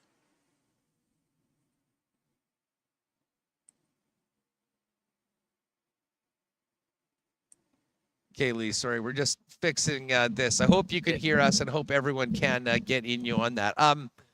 Yeah, San Fran, Dallas, that is going to be a game. We'll have a couple weeks to get ready for that one, but really do seem like the team to beat. And of course, we'll see Philadelphia take on Tampa Bay. It never takes long. Well, and it certainly didn't this year, Lee, for some devastating injuries. Aaron Rodgers at the top of the list, but week 2, some more major injuries, especially in the backfields. We didn't see Saquon Barkley, but man, the Cleveland Browns without Nick Chubb, what a devastating Monday that was for Cleveland. Well, he's the train that makes everything else work in the New York Giants offense, and to lose him with a catastrophic injury, it was so bad they only showed the replay one time, and we never really got to see the complete angle of what happened. But I happened to network with some people that were there that saw it and said it was just really gruesome. I think the most alarming thing to me, and he's a fine back, my goodness, he's made himself superb. He's made himself maybe the elite power back, now beyond Derrick Henry in Tennessee. But what's happened is dislocated kneecap and either 2 or 3 torn ligaments. They're going to get a second and a third medical opinion, but this is the same knee that he suffered catastrophic injuries to back in 2015 when he was a young running back at the University of Georgia. I just don't know if he'll come back from this injury. It's a real significant injury. In modern day football, the one who had it as bad was Willis McGahee, who was at Miami of Florida when that happened in a bowl game. And although he did come back and he played for Buffalo for a while, he was just never the same back. So this is devastating. And what really complicates it, and I don't know if you watch the game and maybe from a different lens than I do, but Deshaun Watson doesn't look right. He does not look like the quarterback that he was, the dynamics that he did with the Houston Texans. And I can't use the explanation, well, there's a rust factor that has to be knocked off, because he did play at the end of last season, and he did work out, and then all the OTAs and the preseason games. Maybe the offense in Cleveland does not fit the offense that Deshaun Watson ran in Houston. Now, maybe they're going to have to change the offense because there is no Nick Chubb, even though they just re-signed Kareem Hunt, but he's not the power back that Nick Chubb was. So maybe they'll reconfigure the formations and the X's and O's, but to me, Hustler and Deshaun Watson just does not look right at all. Oh, he was definitely not the guy that they thought they were getting with all that guaranteed money in that performance on Tuesday or on Monday night, I should say. And they got a tough game against an always live Tennessee Titans team.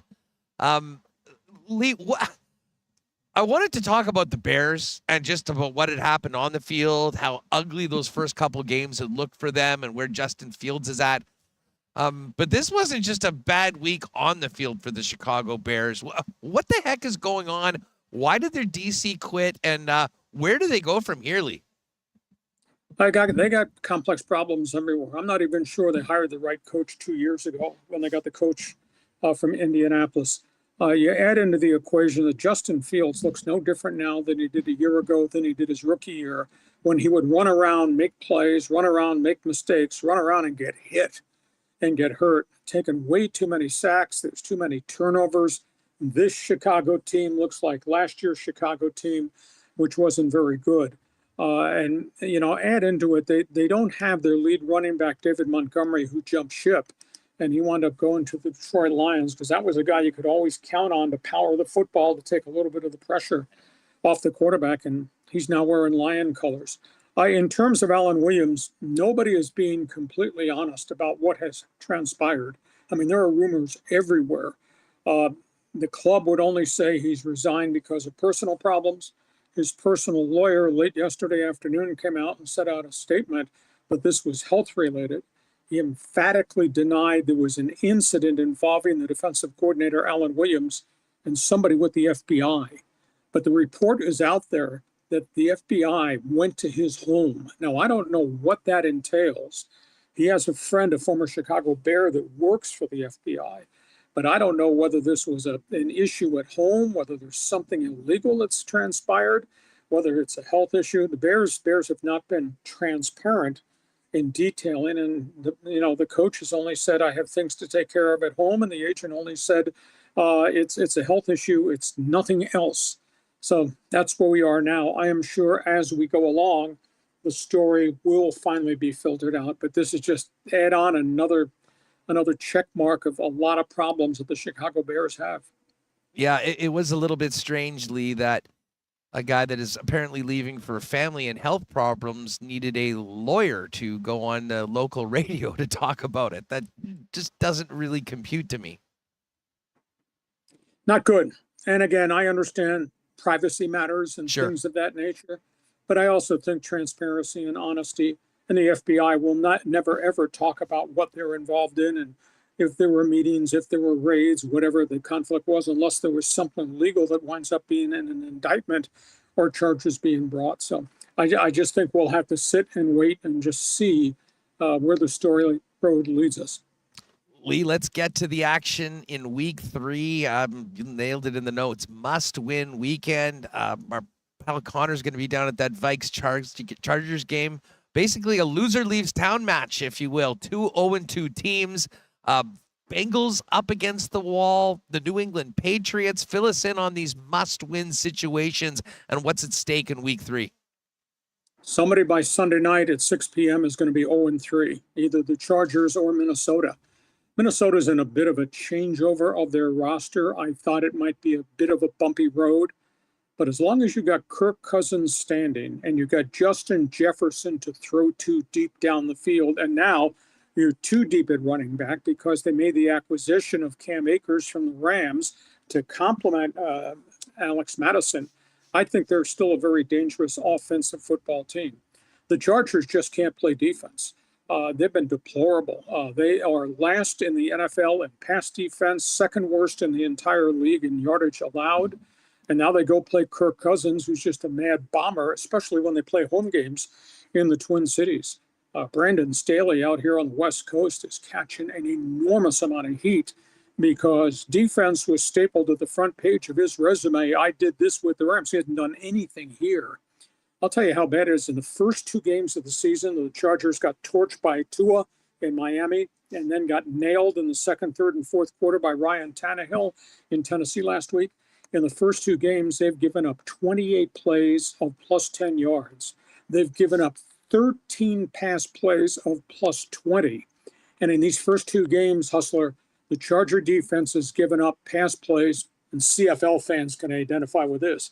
They've given up pass plays of 40, 45, 47, 75, and 76 yards. I mean, Brandon Staley is in huge trouble as a coach. And if they get on the plane 0-3 after the game Sunday, they're in big trouble.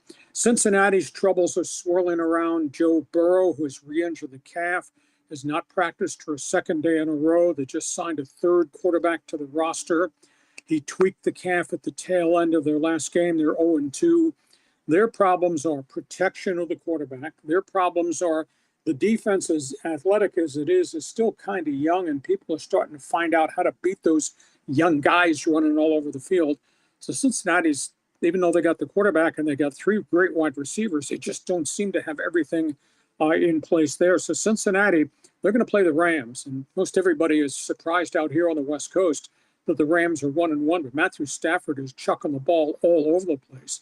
And he's got this young wide receiver from Florida. He's got 25 catches in the first 2 weeks of the season. They're doing this without Cooper Kupp. So the Rams could win in Cincinnati. The Bengals could be 0-3 by dinner time on Sunday. New England, the Jets. This is the first time since 2001 Belichick has started a season 0-2. For some odd reason, the Mac Jones, Bill O'Brien linkage, quarterback to coordinator, has not yet kicked in. Now, maybe they just don't have enough playmakers around that quarterback, but they are playing really good Belichick-type defense and throttling people down. And they're going to face a Jets team that's got issues because Zach Wilson goes back in. And I thought with better people around him and a playbook he's somewhat familiar with, Zach Wilson will be better, but 3 turnovers last weekend, so their problems continue. And you got Pittsburgh and the Raiders, and both these teams are sitting there at 1-1, and both of them could be in trouble by Sunday night or Monday. You know, Pittsburgh, just their offense is negligible. I mean, it's like it's Neanderthal offense while everybody's going down the field.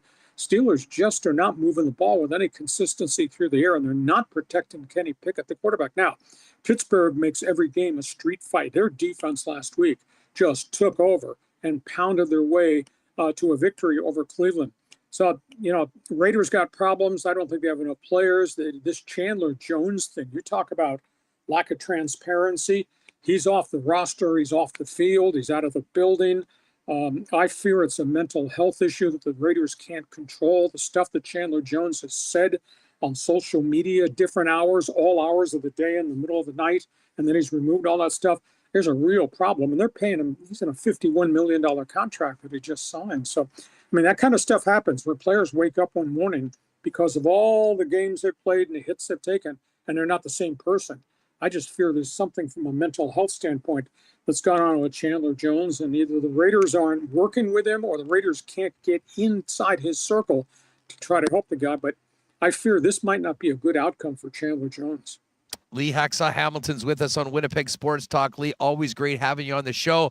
Fill us in on what's cooking at leehacksawhamilton.com and on the pod as we head into week 3.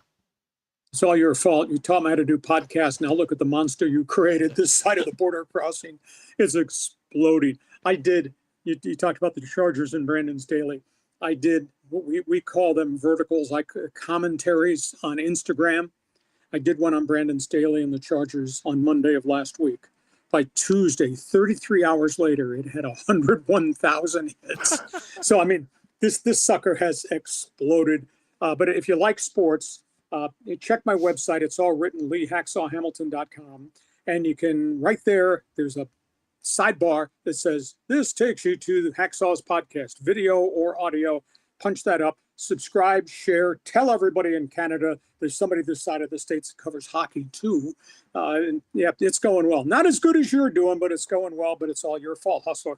Well, you're the best. Have a great weekend. Thanks so much for your time, and we'll talk to you next weekend for your next great Friday, sports I guess. Weekend, NFL, college football. I agree with you. Thanks, Andrew. Thanks so much. There it is, the man himself, Lee Hacksaw Hamilton. And folks, we jimmied up. I can't believe that interview actually worked. Would have been hilarious if you could have seen how we had to jimmy that up so that you could hear Hacksaw and I could hear what he was saying. But somehow Remis figured it out with his back against the wall. Marbles are open? Yeah, marbles are open. All right. I know everyone's fired up for the marble race. So get it in there, folks. Exclamation mark marbles. And we'll get to that in, 5 minutes or so. And we'll see. We got to get to these Coolbet lines as well. Just finished up the lock shop with Dusty and the fellas before we went on to onto WST. And I think our exclusives are up. But let's get to the CFL tonight, first and foremost, because we got a doubleheader tonight. Starting it off, Saskatchewan is in Ottawa to take on the Red Blacks. Riders -1.5 point favorites. And then the game, I'm really looking forward to this one. BC and Edmonton. Edmonton opened as 7.5 point underdogs. It went to 6.5. It is now 6. So there has been quite a little bit of line movement. And listen, this makes sense.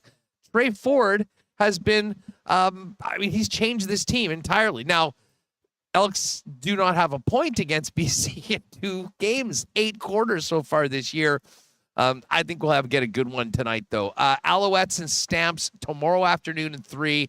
Stampeders 1 point home underdogs.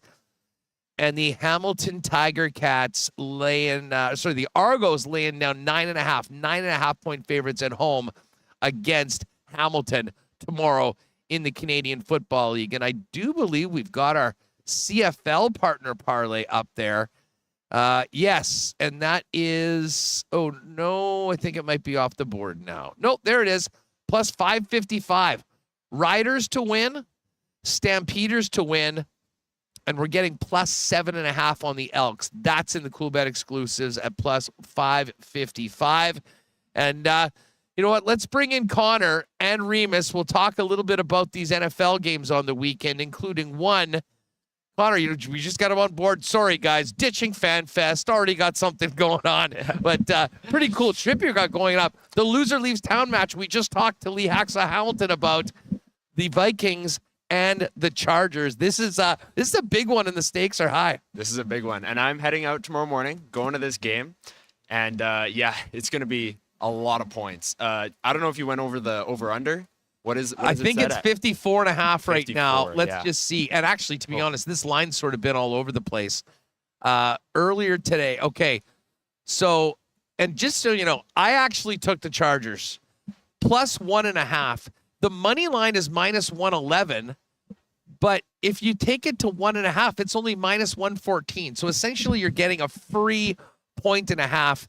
I said to Dusty on the lock shop, the perfect scenario for this game after I bet the Chargers was that for them to find some new way to lose by 1. And the plus 1.5 would cover. Vikes can get their win. It should be good. Hey, you know what? Just before we get into the rest of this, how have you been enjoying first few days of camp? Oh, it's been great. I mean, this is my first year covering the Jets. I covered the Moose last year, and it was just kind of me and Dave Minuk of Illegal Curve, and there's a lot more people around, a lot more cameras around. The scrums are a bit tighter, but it's been a ton of fun. And I'm mad that I'm missing FanFest tomorrow, but I got to go see all these points and watch the Chargers lose by 1. Hey, right? you do. You know what? That's gonna be a heck of a fun trip. And listen, we're everything is just getting going right now. I mean, this has been a wild week. Hearing from Scheif, hearing from Hellebuck yesterday. Yeah. That was a memorable, very memorable media My scrum. First scrum. And first some great NHL audio. scrum. There you go. 30 people, cameras everywhere. Yeah. Let's get to a few of these other NFL games so far. We get the Ravens laying 8 at home against the Colts. Full disclosure, I bought that up to 8.5, and I do like Gardner Minshew. You got a little Minshew mania love for Gardner, Reem? Yeah, I mean, it was so great when he was on, the Eagles before and Jacksonville. The Jags was when he really, launched the stash. Oh, yeah. That was it, but helped them get Trevor Lawrence. man, the Colts they're in a rough shape. So I don't know if I'm as intrigued with Minshew, but he's made his living surprising you. No one thought he was going to do anything with the Jags. So, well, is Gardner Minshew the best backup quarterback in the NFL? He might be. Well, we might find that out on Sunday. Colts plus 8.5. Let's go. And then there's the Titans and Cleveland Browns. And we were just talking to Hacksaw. I mean, the Nick Chubb injury is horrible. Disgusting. You know what else was horrible? Deshaun Watson on Monday night. Yeah. Yeah, that was hard to watch. Deshaun Watson playing football. But if he's going to do it against anyone, it's Tennessee. Their secondary is garbage, and they can stop the run. Their front seven is good, but on the back end, they can be exposed. And I don't know if I trust Deshaun Watson to get it done, but this has to be the game for him. Well, there's no doubt about that. And speaking of that, it has to be the game. We're going to find out about Joe Burrow. Oh, yeah. And again, good thing for them. It's a Monday nighter. They got an extra day. Lee just mentioned he hasn't practiced the last couple of days, tweaked that calf that kept them up most of the preseason. And they've got the Rams, who, to be honest, have been pretty impressive. I couldn't believe they won that first week in Seattle on the road. And again, I'm never going to get over McVay deciding to kick a field goal just to cover the spread on the final play of the game that had no relation. But the Rams, even without Cooper Kupp and now Cam Akers has been traded, I think better than a lot of people expected them to be this season. I mean, it's the story of Puka Nacua. Is he top fantasy god? Yeah, Puka. Yeah, Puka Nacua, the rookie that is top 3 in the NFL in receiving yards, just came out of nowhere. And they played the Niners. I'm a Niners fan. I watched that game in week 2. They played them pretty close. They obviously padded the stats a little bit with that field goal late. But, I mean, the Giants and the Steelers haven't played the Niners that close. The Niners blew them out, and the Rams gave them a good go. So I think that'll be a really good game. And like you said, Joe Burrow, they started 0-2 last year and went deep into the playoffs still. But we got to get it going here, and especially with the calf injury, that'll be interesting to watch. Hey, just look on Coolbet right now, and they have Sunday specials, so you can bet who will have the most rushing yards this week, who will have the most passing yards this week. The 2 of the top 3 quarterbacks in this possibility are guys that you're going to see. Oh yeah, Cousins is 4-1. My guy Mahomes is plus 550 against the Bears. And then Justin Herbert is 8-1. I got to tell you, I think that there's a lot of value on Justin Herbert. I mean, the fact that he'll give you twice what Cousins gets. And both these teams are going to be throwing all afternoon long. Yeah. I also like Mahomes at 550 there. I mean, the Bears secondary is one of the worst in the league too. Got to get those young receivers some reps, Exactly. some confidence. It's a get-right game for them too. I know they beat Jacksonville, but only 17 points. Travis Kelce had the touchdown, obviously, but not a huge game from him. I could totally see Mahomes going for 350 yards and 4 touchdowns against the Bears because their secondary is no good. But the Cousins-Herbert thing is going to be fun to watch because I think it's just going to be passing back and forth the entire game. Sounds good to me. Ooh, I don't mind Bijan Robinson at 9-1 for most rushing yards this week. Atlanta in Detroit, and he's such a big part of their operation. So listen, you got all the games there. Sunday home and road team totals if you want to go for it. And here are the exclusives from the Lock Shop. We have our partner parlay. The Lions we've bought to -2.5. We've got the Jags team total over 26.5. So Jacksonville to score 27 against Houston, and the Colts plus 575. Or sorry, the Colts plus 8.5, and that's at plus 575. So we're going to get in on that right away before it changes at all. And as I said, I do have the ride with Huss. It's plus 650. Colts plus 8.5. Titans plus 3.5. And the Packers minus 1.5. That one is plus 650. Love the Packers this week. That was actually one of the plays that Dusty and I were both on. Connor, are you ready for your first marble race as part of the WST team? I mean, I came first out of us three last You did. week. So you did. yeah, We're going to have to do that ready. again. This Let's is do stuff it. you were born ready to go. Remo, do we want to wrap up registration Sure. and get the tracks ready? One thing we didn't touch on, Bridget in chat, Bardo. She says, "Is this sports news? Odell Beckham Jr. dating Kim Kardashian." I didn't hear that one, but everyone's talking about. Okay, everyone's talking about Travis Kelce Yes, and Taylor Swift. Yeah. So I'm watching the game last week. Travis Kelce gets a touchdown. I think it was Ian Eagle goes, and Travis Kelce finds a blank space in the end zone. Blank space being a Taylor Swift song. I see what you did there, Ian Eagle. I think it was Ian Eagle. I can't remember who specifically, but I heard that and just like burst out laughing. And I was even impressed that I knew that was a Taylor Swift song. I may have had to Google to confirm, but I got the reference right away. I can't wait till he gets blown up by some DB and gets up and goes, "You're going to have to shake it off, Travis Kelce." I mean, the entire, all Chiefs games are just going to be announcers kind of sliding in these T Swift references. And hey, whatever. She's the biggest star on the planet right now. So maybe I do wonder whether Swifties are becoming, if they have no affiliation, are they down with the Chiefs, or like many super crazy fanatics, and I know Taylor's got plenty of those, do they resent Travis Kelce, or they have it out? And listen, I don't even know whether they're like, I think they hooked up a couple times. It doesn't seem like this is listen, and Kelce, I mean, hey, he's my guy, but he doesn't mind the attention. I think he might be milking a little bit. But I was somewhat concerned that apparently this news breaks and he misses his first game in 10 years, the opening game of the season. Yeah. So, like, I like Taylor. I'm a big fan. I wouldn't say I'm a big fan. I am a fan. Certainly not a hater. However, you're saying all the right things. If our Pro Bowl tight end all of a sudden isn't focused on the game and the real task at hand, and that's getting another Super Bowl ring, me and T Swift are going to have some beef. You're saying all the right things here. It's almost like we're on a live show. You're keeping it proper. Hey, just one more thing on Coolbet, by the way. If you haven't played there before and you want to get in on some of our Lock Shop exclusives, just bet the games. Great intro deal. If you're making your first deposit, use the promo code WST. Hook you up with a 100% bonus up to $200. So whatever your bonus is up to $200, they will match that. And good luck this weekend in the Lock Shop. All right, we're gonna get the marbles ready to go. The track. This is. I mean, again, I was a little iffy, but the fact that we managed to power through the Hacksaw interview with the audio issues, and we were trying to figure out where the heck it was coming from, I see no reason why we won't be able to have a bang up marble race.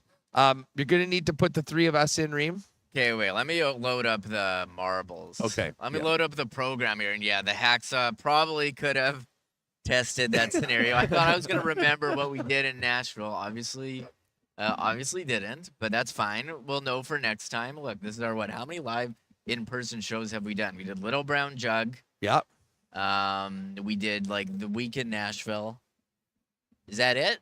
You did the one with Jen Jones at Princess Auto. I wasn't there for that one. Oh, that's right. Yeah, with the Carruthers team and the Jones team, and that was Alex or Jeremy that was opping the show. Oh, they were that doing day. it? Okay. Well, if it wasn't you, it was one of them. Oh, yeah, okay. I'm trying to remember if there's any others, but I wasn't at those ones, but I could probably tell you guys this is the coldest live show you've done. Oh, dude. I was waiting out there getting warm, My and I texted feet- Remis, text me when to come in because it is a freezer in here. I need to stand up for a little bit and get some Get the moving. blood flowing. Well, I mean, my feet being on this floor, and there is there is some sort of a layer, obviously on top of the ice, but it's freezing, obviously, because there's ice underneath here. So, anyways, we're powering through it. How many folks do we have here in the? we got a lot. Oh, we did it at the home opener for the last year. Home opener. At the arena. And I do want to give a shout out. A lot of people in chat mentioning, Sarah came in and freezing, and I'm freezing too. I'm in the WST hoodie. Normally a very warm hoodie, Yeah. but it's just. But That it's matched today. Kory came in here with a T-shirt, a Oh. polo. Like, what? Like a Superman coming in here with that. That was wild. I have to admit that was impressive. Like, I gotta Borderline bring- nuts, to be I perfectly should have honest. brought a heater. I think I got one. I'll bring it tomorrow. Good call. Although there's gonna be a lot more people in here, Yeah. I think it'll Yeah, probably be it should be warmer. No, we tomorrow. gotta take Orlesky tips on staying warm. We gotta get some Oh. of those hot shots. I got a Costco box of those I bought for the West Final a couple years ago. Yeah, well, perfect. Bring them tomorrow. All right, Marvel's coming up. Okay. Shout out to everybody in chat. Let's see. I sort of had the Coolbet up here. Oh, and we've got actually a lot of what's it called? Super chats today. We do got to give a bunch of shout outs. Giovanni, his new member, Theo Seegers had that one for Kory, Mary Jane, Yo. Rob Kane, Chris. Okay, T. Will gave a $5 super chat saying all these people trying to suck up to Huss and Remo by buying super chats. So distasteful. Okay. That's a classic T. Will. And then Chris Nielsen says, T. Will nailed it. Total disgrace and one-upmanship and did 1 cent more than T. Will. And then, Ben Howard, and you mentioned Turd Ferguson. And MC Sandy Stormy, Sharp, Sandy thank you Sharp. much. MC Stormy, Yeah. of course, Mary Jane, one of our faves. And Giovanni, welcome to it. And folks, if you are new, I know there's lots of people in here that maybe haven't been here before. Hit that subscribe button so you're eligible to win. Hopefully you put in exclamation mark marbles. And we're going to be seeing it. I think I'm going to have the best view of this marble race. Oh, because yeah. normally I'm watching it through a screen. Sometimes when there's tons of marbles, it gets a little pixelated. I can't tell who's in first. That will not be the case today. But CTO, are we ready to add Yeah. the other marbles in? I got to add them all in. I'm nervous, Huss. We got the marble race. Oh, that's so loud. Oh my God. Oh, that's the marble sound. The theme. We can get rid of that. There we go. That was so loud. I haven't tested any of the tracks or anything today, any of the new ones. We could just pick one and pray. I don't know what you want to do here, Huss. Well, I mean, pick and pray. I guess that's. Or do you want to go? You know what? Maybe we do our favorite because we're here on location. Slippery slopes. Yes, Haven't- slippery slopes, always great. Haven't done it in a while. I think that's a better strategy. A special. We could pick it out occasionally. Slippery slopes, right? Absolutely. Slippery slopes is a elite track, and we'll have some more, Custom. user made ones Yeah. coming up. So we're gonna add everybody into the list. We're gonna give Sara a marble today. I guess we'll give Ken a marble, and we should give Hacksaw, and then the three of us Maybe we give Colby Barlow one for signing his first contract yesterday. And then being under the weather today, Yeah, quote unquote. You think that's a Get well. You think there's some kind of relationship Correlation. between his contract? Is there a correlation there? Or Let's just- face it, there the might first be. thing we all joked, ooh, in the club last night, celebrating the new contract. I highly doubt it. That was me, maybe. But, Actually, a lot of questions about Colby Barlow getting a 1.2 million AAV. Normally what entry level is like 950 max. So the base salary was 855K, and that 1.2 includes performance bonuses and signing bonuses. And we did see, the performance bonuses came into play for Cole Perfetti this past year. Kevin Cheveldayoff mentioned that at a press conference. So they did include the bonuses in that AAV, but the base salary was 855. All right, I got the list out, Huss. okay, perfect. So So, we adding in Sarah. I think Sarah's asked us for a hoodie. We might have to just give her one. well, I know, but it would be nice if she actually earned it. Oh, she's and, going had in there. won it. Yeah. Sarah O, Ken, Hacksaw. Hacksaw. You want Colby Barlow? Maybe we could deliver one. Yeah, absolutely. Colby tomorrow. Barlow. Yeah. And then Hustler, Remis, and Connor. Okay. Done. Grab. And shout out to Connor. Did his duty and brought me lunch. Nicely today. done. Really nice, Nicely Connor. done. Classic internship duty. Hey, Bring in listen, lunch. killing Had it, to. helping us set Yeah, up, I and had now to. hanging out on the chair and killing it. By the way, Oh, an absolute you. natural. Yeah. Look at this, 3 generations of WSTers together on the show today. Mitch, a marble for Oh, Ehlers' what about- stiff neck. What about Kory? We got to give one for Kory for toughing it out Yes, here. yeah. Get a t-shirt. Short sleeve Kory. Yeah. I don't know how he did that. Didn't even complain at all. Meanwhile, I'm like rubbing myself, doing anything. Oh, Like, going I've been my rubbing arms, my legs, trying to lift my feet off of it. It's crazy in here. And someone in chat said, "Why didn't you guys just not do it in a rink?" This is where they told us to do. Yeah. What did you do? Well, yeah, you think we just have the run of the place? Yeah. FanFest decide, actually, no, we're going to do it over here. Some of the questions that, okay, don't get me going. I'm going to turn to Remo and start ranting. Sometimes you just best to ignore it. There's lots of room to Marbles. throw a hat here. Yeah, I mean, like, yes, lots of room. exactly. You Throw can throw it pretty something. far. Do we have Tristan Rivers? I hope so. I got to make sure that I do. I copied so we had the old. This is the first time using the new laptop, Yes. right? So the old The laptop. non-melted laptop. So the old laptop, even though that the screen was cracked and it still worked, and I just was able to copy everything off there onto here. And I have the original. I got the original marble theme. Perfect. Here. Let's do it. Let's do it. Tristan Rivers, who just won again. I think he a 3-time winner. Man, he's won a lot, and It's the karma of making all these songs. Somehow he just has a natural knack for winning marble races. Candace is like, he's already got so much stuff. He doesn't need anymore. I think Tristan sent a picture before. He's got like the mug. He's got multiple hats, hoodies, T-shirts. Like he didn't even contact us that he won last time. Yeah. He's got it all. But Tristan, Well, we had to take care of him anyways, just because of all the work that he and Candace did to make all these amazing songs. But all right, I know we've been BSing here for a little bit. We're just about ready to go. It's not marble race time until Tristan Rivers' music graces us with the intro song. Remis, let's go. Okay, hold on. I gotta figure out how to get it to. Oh wait. Uh-oh. Okay, one sec. But they can't hear it? Can you hear it? No. No. So hold on. Yeah, but I also couldn't hear Hacksaw until I grabbed the earplug out of the other computer and stuck it inside my thing. Okay.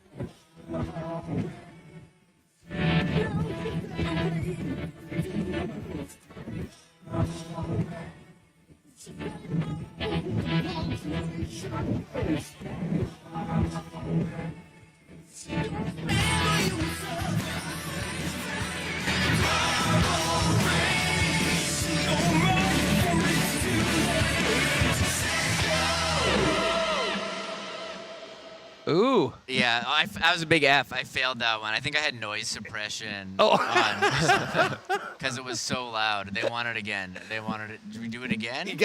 Guys, listen, if we had the issue with it, I don't think we want to just keep on playing the theme song over and over again until I think we just take the L on the intro and just hope that the damn marble race comes off okay. Let's Before things start freezing in yeah, here. Let's just get no going. kidding.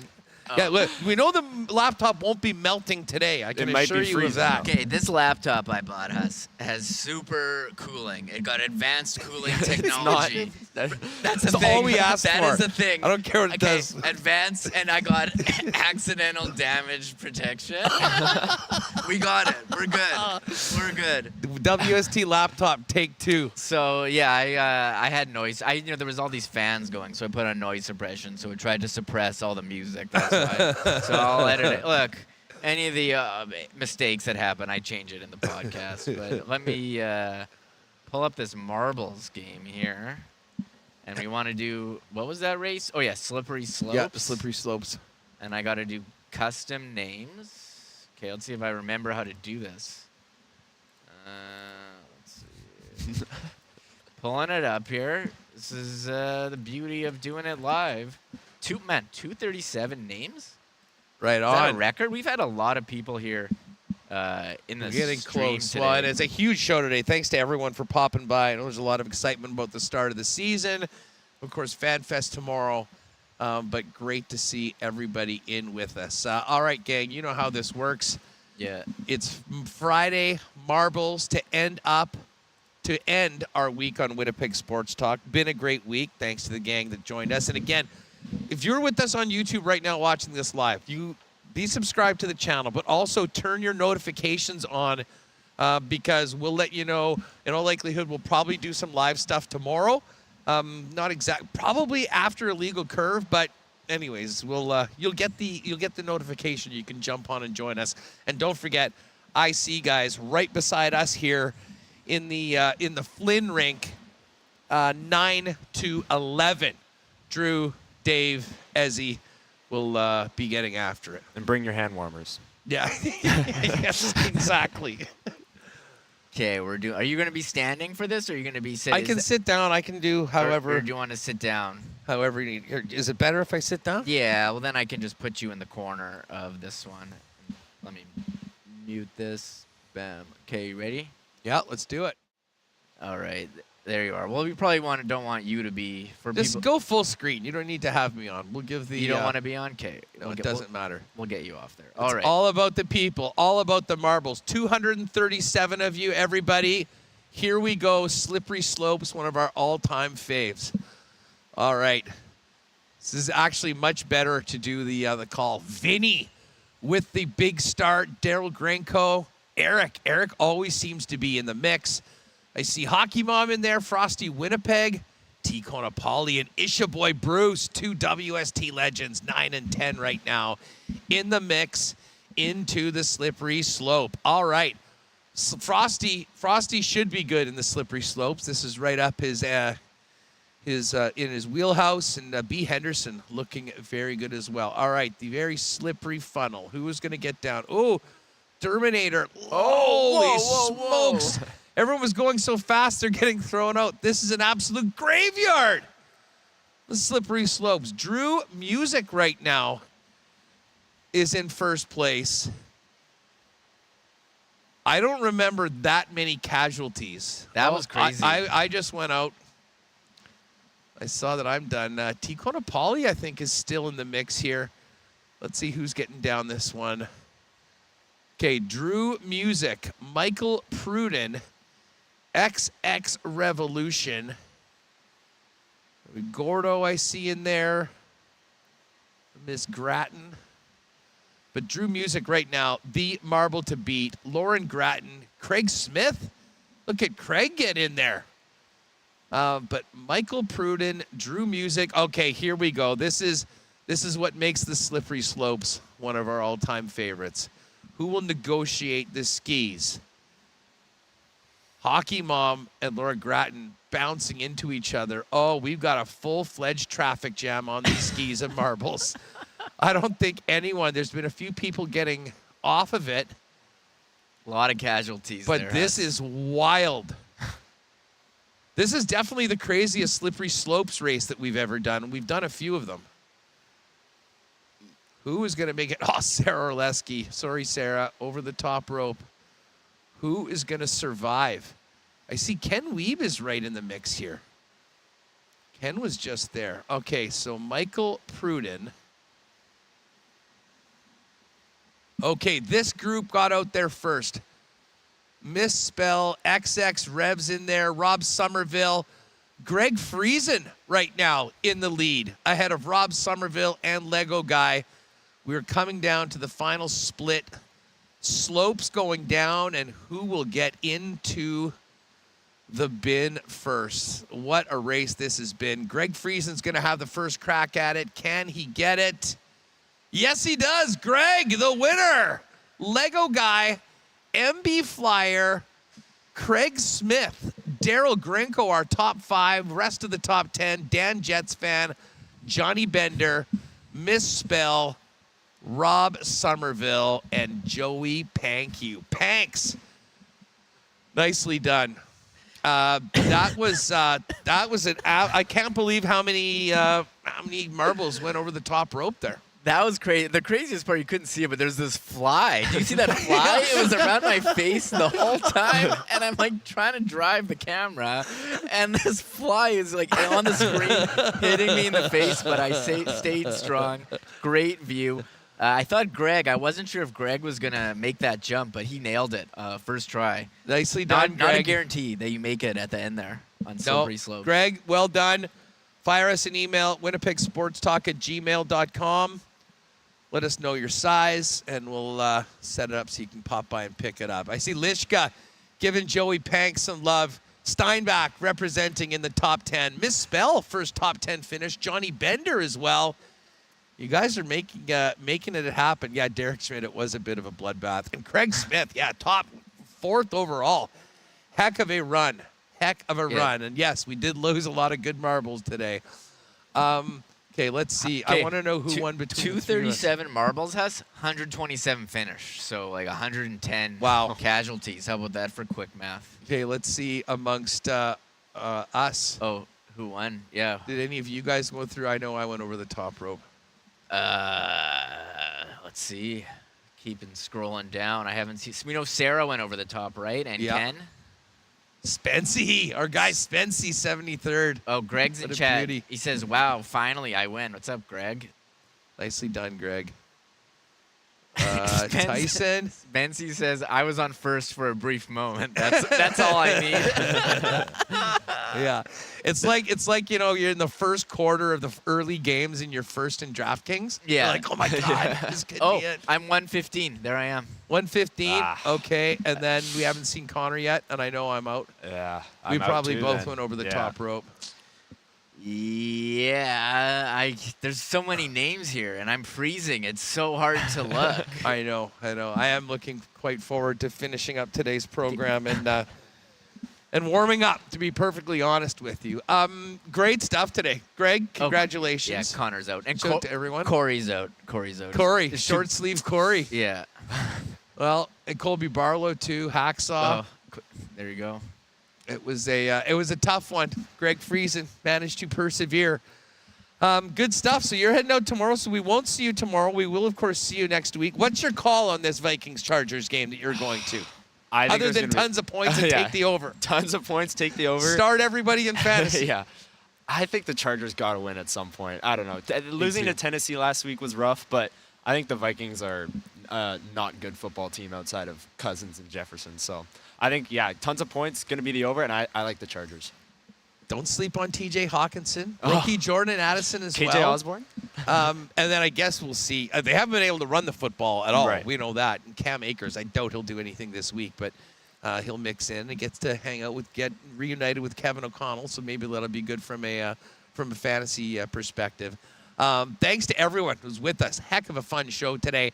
And again, welcome all the new WSTers. Thank you so much for being with us. Hit the subscribe button. And we'll see you next week, 1 p.m., Monday through Friday. And turn those notifications on tomorrow because we'll be cranking out some content. Maybe going live, actually, right around after the IC guys heading into the launch of the new jerseys, or maybe we'll wait at it. As I said, it's TBD, but we will be here. And if you're around at FanFest tomorrow, make sure to pop by our booth and say hi. Would love to see you there. Remo, good stuff today. Managed to get through it. I mean, it wasn't completely smooth. The part with Ken, Sara, Kory, that was fine. Easy peasy. Got a little dicey with hacks. I could have tested that earlier. Could have. Probably could have found time. I didn't think of that. We did it in Nashville on the calls and work, so I don't remember. I thought I'd remember what we did. I guess it had been a while. You're just trying to make an example for Connor, Yeah, showing it's always right. important to test these things beforehand because Yeah. you never know what's going to happen. I think, look, this is try to be a real show here, I guess. There's going to be mistakes. There's going to be issues. Part of the charm makes it feel It's like the authenticity. Yeah. It's There the you go. authenticity. makes it feel of the human. program. Like when we talk about Way to spin it. Way to spin it. when we were late because I spilled my taco all over the floor. That just makes it you feel like you're a great show. I don't know. What a week it's been. The taco Okay, gate. actually, I cleaned up the This- spill. I Googled. This is what I did in a mixture. Listen to this. Cup of vinegar, 2 cups water, Okay. dish soap, mix it together, sponge on the taco stain, dab, dab, dab, get a little cloth, wipe it up, leave it there, all gone. No more taco meat stain. I can't believe you didn't make a video of I that. should have. And, I should. TikTok. that's Yeah. content gold. I could have made a TikTok. 50,000 views for sure. Easily. Well, the one I was gonna do is the time I got blood on my Team Canada Joe Sakic jersey. Is that your OxyClean? OxyClean? Got it right out. Incredible. I knew he was going to go. He's been talking about OxyClean for Yeah. well over 5 years because of that one incident with the Joe Sakic jersey. No, I got a coffee stain on my Ichiro jersey. OxyClean done. So if you got a white jersey for the Jets coming up, OxyClean. There you go. Gets all the stains out. Bet you didn't expect you were going to get some cleaning tips at the end of WST today, folks. Guess what? I just had to. Yeah, you want to go home, but I gotta always extend the show on Friday. Got to get my last word in. Wow, 9.89. We're 10 away from 9,900, folks. Tell a friend. Let's get to that elusive 10K number by the 11th of October. Connor, have a great weekend. We'll Thank see you you. next You week. guys as Remo, well. great stuff as always. We'll see you tomorrow morning. Folks, if you're coming by FanFest, come and say hi.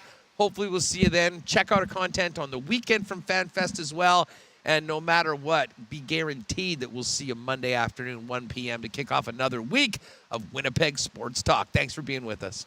Oh my God! Oh! Shut it down! Let's go home! Thanks for tuning in to Winnipeg Sports Talk Daily. Make sure to subscribe on YouTube and your favorite podcast feed at winnipegsportstalk.com.